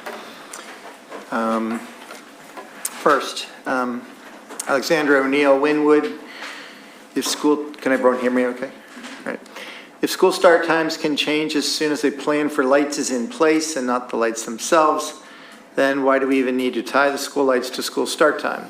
By tying the lights to school start time, we are overcomplicating the issue of sleep for our students. Sleep connects to better mental and physical health, which connects to safety and is critical for the overall wellness of our students. Healthy start times matter for every single child in the district. Make the decision to disentangle school start times from lights on Arnold Field and get our kids the sleep that they not only deserve but need. I understand the issues with transportation, and that is a hurdle we will have to figure out. But the lights do not need to be a hurdle. Stop making them one. Next, Vesper Woodhawk, Marion Station. Hi, I'm a middle school student, and I would like it if the school board changed the school start times. 8:15 in the morning as our school start time is really early, and I can't imagine what the 7:30 high school start time must feel like. I am in a deep sleep every morning before I'm woken up for school. The early start times aren't good for the students' health or their sleep schedule. We are going to school exhausted, we are not able to concentrate and not able to get as much work done. Please do what is best for the students' health and push the start times later for the middle and high schools. Thanks. Carrie Bryce, Marion Station. Seems like there is still not resolution on start times. I took from this meeting that you are coupling start times with many other issues that are happening within the district. Please prioritize healthy start times. Dr. Pamela Pojamovsky-McDonald, Wynwood. I have a rising first grader at Penn Valley and future kindergarten student for fall of 2023. I am here in full support of full-day kindergarten. I would like to hear more in future meetings about a timeline that is more in line with full-day kindergarten for fall 2023, especially after hearing the 3-tier system for healthy start times, which is also an incredibly important issue, as they all are. Next, Katie Daly from Penn Valley. A top priority which was referenced but not due for an update tonight is full-day kindergarten. It is imperative that we prioritize giving all of our students a full education instead of half an education. Over 85% of Pennsylvania school districts already give their kindergartners a modern full-day program, and Lower Merion School District can't continue to operate with a dated, insufficient version of an education for our youngest learners. After today's discussion, I'm concerned that Lmsb will continue to use the term competing priorities as an excuse to not deliver against either full-day kindergarten or healthy start times. I encourage the board to put a stake in the ground and declare what we are capable of doing by 2023 that incorporates all the many factors Dr. Mumin mentioned. Formalizing what we will do and when we will do is the only way to get ourselves out of an ongoing debate that is a direct result of the district's repeated use of the term competing priorities. Thank you. Next is Adrian Seltzer, Woodenwood. Thank you for finally talking about settling the Wolk case. I agree that environment should be a priority along with full-day kindergarten and a later start times. I do not understand how start times in full-day kindergarten are at odds. I would appreciate an answer to this, or at least an acknowledgement of my comment. Thanks. Alexis Shapiro, Wynwood. In regard to school start times, please take into consideration the time and distance students from Penguin Elementary School will now be traveling to Black Rock Middle School. With this new change in our district and the fact that middle school students are also adolescents and require more sleep, I hope you consider keeping middle school start times no later than 8 a.m. A 7:45 start for middle school will be extremely early for these students traveling from Penguin to Black Rock Middle School and will not be equitable compared to other students. And that concludes the comments in the chat. Thank you very much, Mr. Roos. Okay, thank you. It is quite late, at a little bit after 11, so we're going to move on with our agenda, actually take a step backwards, and do our committee meeting reports, which I think can be rather quick. First, on the student representative reports, Mr. Feldman has already graduated. Ms. Wu will perhaps be back with us, but the student reports will start up again in September. So our first report this evening is the June 1st curriculum report. Thank you. I'm going to do my best to be very quickly. First, we began by reviewing a contract renewal for Blackboard. This will be the last year we use Blackboard as the district is transitioning to Schoology. Schoology. I always want to say Schoology for learning management. The first presentation we had was on a selection of an early literacy program. Foundations was far and above the favorite of every committee member and was selected by 100% of the committee. Purchase of this program is covered entirely by our ESSER funding and is a supplemental resource, so it won't require ongoing board funds or approval. Next, we reviewed the special education plan, but Ms. Fraser already presented that for us, so I'm not going to repeat anything she said. Lastly, we reviewed the comprehensive plan, again, as mandated by PDE. This plan aligns with our strategic plan All Forward and the work of the K4 and 5-8 committees. It has 3 focus areas: READY, which describes the district people and values; SET, which is a district needs assessment; and GO, which is analysis planning, goal setting, and professional development. Currently, the plan is available it's late. Available, I'm gonna make it, available for public review, both on the district website and in hard copy at the administration building and at individual schools. The curriculum committee does not meet over the summer, and in order to accommodate scheduling needs during the first week of school, the next meeting of the curriculum committee of the board will be Thursday, September 8th, 2022 at 8:30 a.m. in this room. And I'm done. Thank you, Ms. Kalish. Next is the also hopefully short June 3rd policy report. Thank you. I will be short. The policy committee met in this room on June 3rd at 8:30 a.m. We discussed the policy 235 and the administrative regulations 235-1 and 235-2. Policy 235 regards student rights and responsibilities, and it will be published in some format which will be accessible to all students and families. A format that's being worked on over the summer will determine what it will look like in the fall. We also looked at the administrative regulation for 101 equity, and there were no discussion items. Thank you.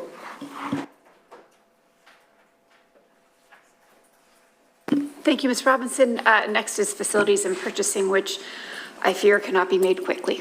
No, you can blame Ms. Schaffmeister because I'm reading her notes.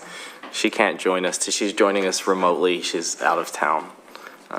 So any complaints, please direct to her. This is a report of the June 9th Facilities and Purchasing Committee meeting. We recommended the list of bills for approval. We recommended for approval the following items from the purchasing report. $22,290.02 from FW Webb Company for repair parts for the Harriton main pump valves. 3 purchases for Black Rock Middle School, $4,532 from Visual Sound for the purchase of a 75-inch LED display for the auxiliary gym. $1,723.78 from Home Depot Pro Institutional for a stackable washer and dryer, $6,559.74 from Amazon Business Prime for 6 dishwashers for a consumer science program. We recommended the following district contracts for approval. Renewal with the Lincoln Center for Family and Youth for $162,000 to provide 2 master's level school-based counselors and certified clinical trauma professionals. Renewal with Karen Penzarella for occupational therapy services at $68.30 per hour. Renewal with Wilson Language Learning for a not to exceed amount of $18,000 for licensing, training, support, and materials. Renewal with Timothy A. Woods, MD, for a not to exceed $35,000 for medical consultation services, including medication orders, mandated physical exams if not completed by private providers, pre-employment physicals for support staff, and assistance with the AED program. Renewal with Tara Sexton, DMD, for a not to exceed amount of $6,000 for dental services, including examinations and report writing for students who have not submitted reports. Renewal of subscription with Schoolmint for a not to exceed amount of $9,770.20 for an add-on module to Power School for student attendance. Renewal of Pioneer Valley Books for $13,140 to support elementary students' literacy skills development. Renewal of the Impact Center for not to exceed $8,160 to provide expanded learning opportunities and events related to global citizenship. Renewal of Dreambox Learning for $57,260 for the online math program for grades K to 4. Renewal of Curriculum Associates, that's iReady Learning, for $11,880 for online math intervention program. New 3-year contract with Power School for Schoology, the previously mentioned, for not to exceed totals of $17,300, $29,500, and $29,500. Schoology is to replace the existing online learning management system, Blackboard. 3-year renewal of license with Turnitin LLC for a 3-year total of $73,584.10. It's used at the high schools for feedback studio and originality checking of submissions. Renewal of Delta Math Solutions for $8,500 for math content and services for 6 to 12 teachers and students. renewal of active learning for $10,800 for supplemental resource for teacher-student, provide unlimited access to OpenStax, which is the Chem 101 curriculum. We recommended for approval the student transportation contracts for 22-23. These are supplemental providers. Atlas and Balgo do students on day-to-day routes for districts who have out-of-district placements.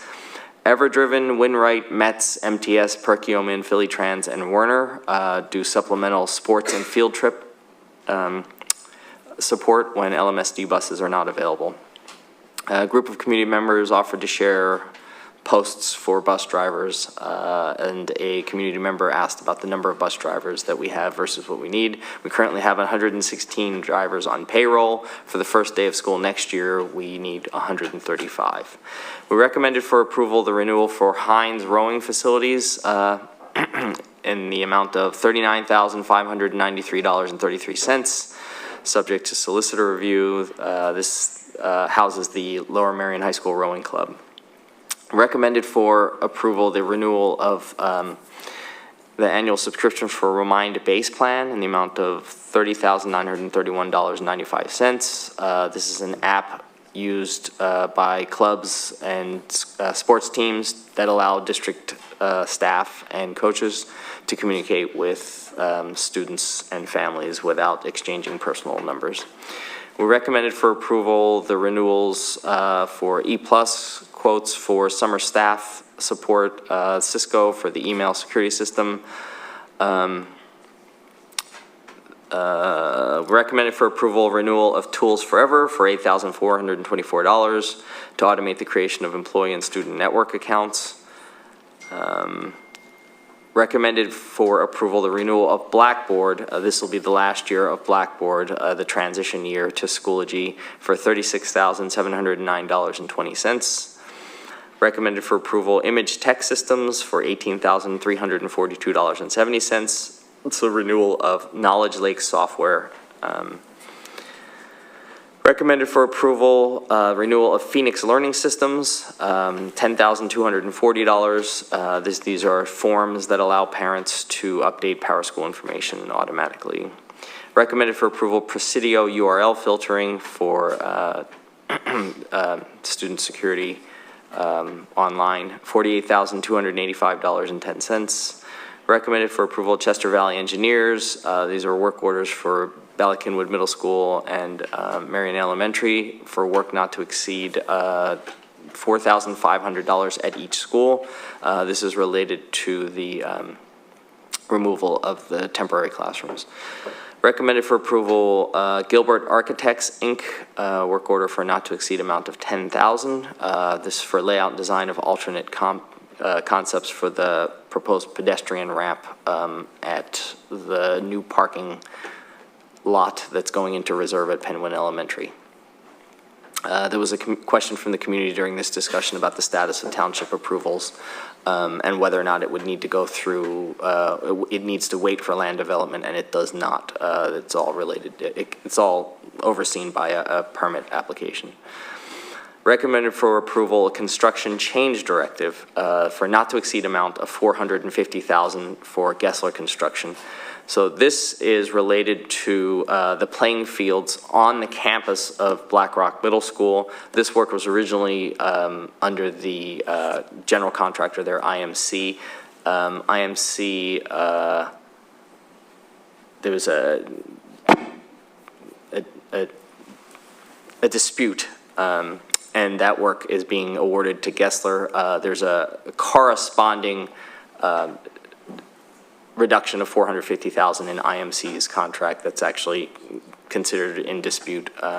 But so this isn't an increase to the budget. This is a redirection. Recommended for approval the following change orders for Black Rock Middle School. For IMC, we had $4,012.43 to provide aluminum door pulls on the doors. We had $24,227.80 for the addition of scuppers and downspouts that weren't included in the original plan but needed to be there.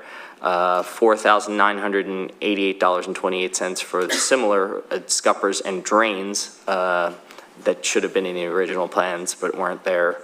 There was a railing adjustment that, for the stage ramp, $18,582.77. There's a railing needed at the water feature that was eliminated from the design, $4,652. We needed to add toe kick caps at the stair rails for $6,602.28. Vision mechanical, $11,235.87 for the relocation of drains in the fitness room.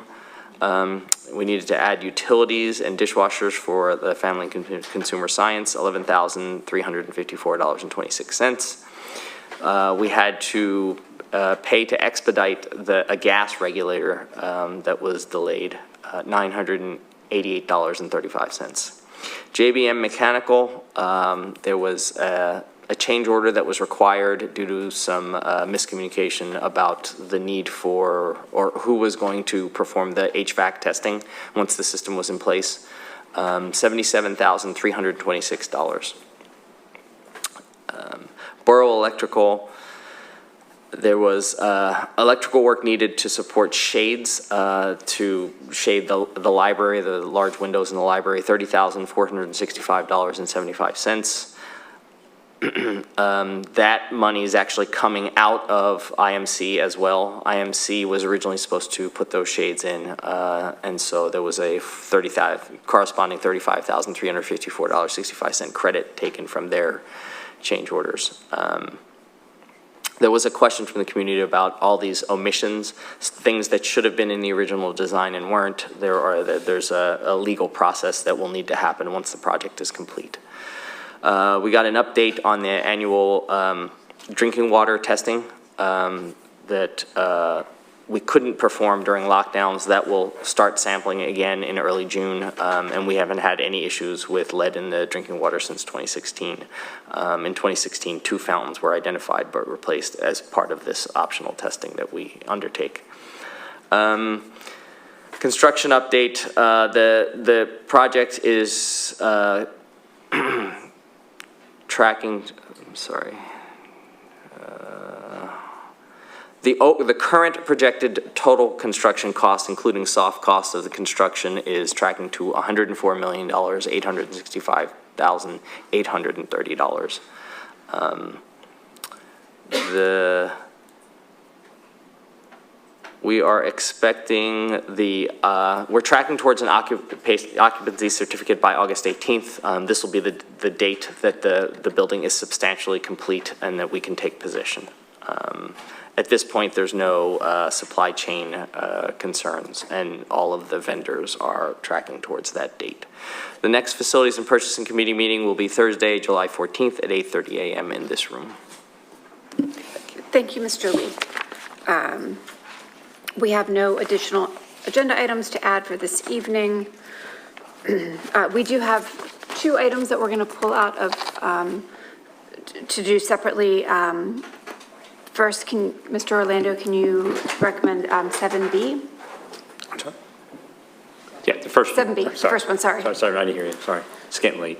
It is recommended the Board of School Directors approve the settlement agreement and exhibits thereto in the Walk, Brownies, and Merchant versus Lower Merion School District, Montgomery County Court of Common Pleas, docket 2016-01839, and further approve the submission of the settlement agreement and the exhibits thereto to the court for the court's approval, and that the board authorize the president to sign and the secretary to attest the settlement agreement, which will be forthcoming. Thank you, Mr. Orlando. Do I have a motion to accept? So moved. Do I have a second? Second. All in favor? Aye. Any opposed? Any abstentions? Motion passes. Next is item 11D, please, Mr. Orlando. The administration recommends that the Board of School Directors adopt the 2022-23 budget of the Lower Merion School District for the fiscal year beginning July 1st, 2022 per the attachment, which sets the tax rate at 31.2045 mils by adopting the attached budget resolution, and further, the board adopts the attached real estate tax resolution, and further, the following resolutions be adopted, 1 through 7 as listed in the recommended action item. Thank you. Do I have a motion to adopt the 2022-23 budget? So moved. A second? Second. Ms. LaPera, can you do a roll call, please? Yes, Melanie, if I can ask you to turn your camera on because there's no, you won't be able to speak. So if you can maybe do a thumbs up or thumbs down when I get to you, that would be great. Mrs. Garrison? Yay or nay? Yes. Thank you. Yay. Mr. Maury? Yay. Mr. Lee? Yes. Ms. Robinson? Yes. Ms. Kalish? Yes. Ms. Sautner? Yes. Ms. Schaffmeister? And that was a yes. And Ms. Klein? Yes. Thank you. All are in favor, so that's 9, motion passes. Thank you, Ms. LaPera. And do I have a motion to approve? I'm so sorry, thank you, 8. Oh, sorry, Ms. Jurek is on maternity leave. Sorry. Do I have a motion to approve the remainder of tonight's agenda via consent? So moved. A second? Second. All in favor? Aye. Any opposed? Abstentions? Motion passes. Do I have a motion to approve tonight's agenda? So moved. A second? Second. All in favor? Aye. Any opposed? Any abstentions? Motion passes. Mr. Roos, can you please give us a report on the Sunshine Act? Yes, there was an executive session prior to tonight's meeting to discuss the Wolf versus Lower Merion School District budget litigation, docket number 2016-01839. There was also regarding executive session regarding several personnel items as well. Thank you, Mr. Roos. Upcoming board meeting dates. In the summertime, we have one regular board meeting for July and August. The next one is Monday, July 18th at 8 p.m. here in the board meeting. Committee meetings, we have the June 15th, this Wednesday, ad hoc for equity and anti-racism. It'll be at 7 p.m. via Zoom and live stream. The only other committee that meets over the summer is the Facilities and Purchasing Committee, because we do still need to pay our bills, and that next one is July 14th at 8:30 a.m. here. Also, a reminder that this Thursday from 5 to 6 is the in-person time opportunity to provide comment on the Special Education Comprehensive Plan. And I did want to, Ms. LaPera reminded me there was also an executive session June 8th regarding the Wolf matter. Oh, yes. As well. Okay. Thank you, Mr. Roos. There being no further business, this meeting is adjourned.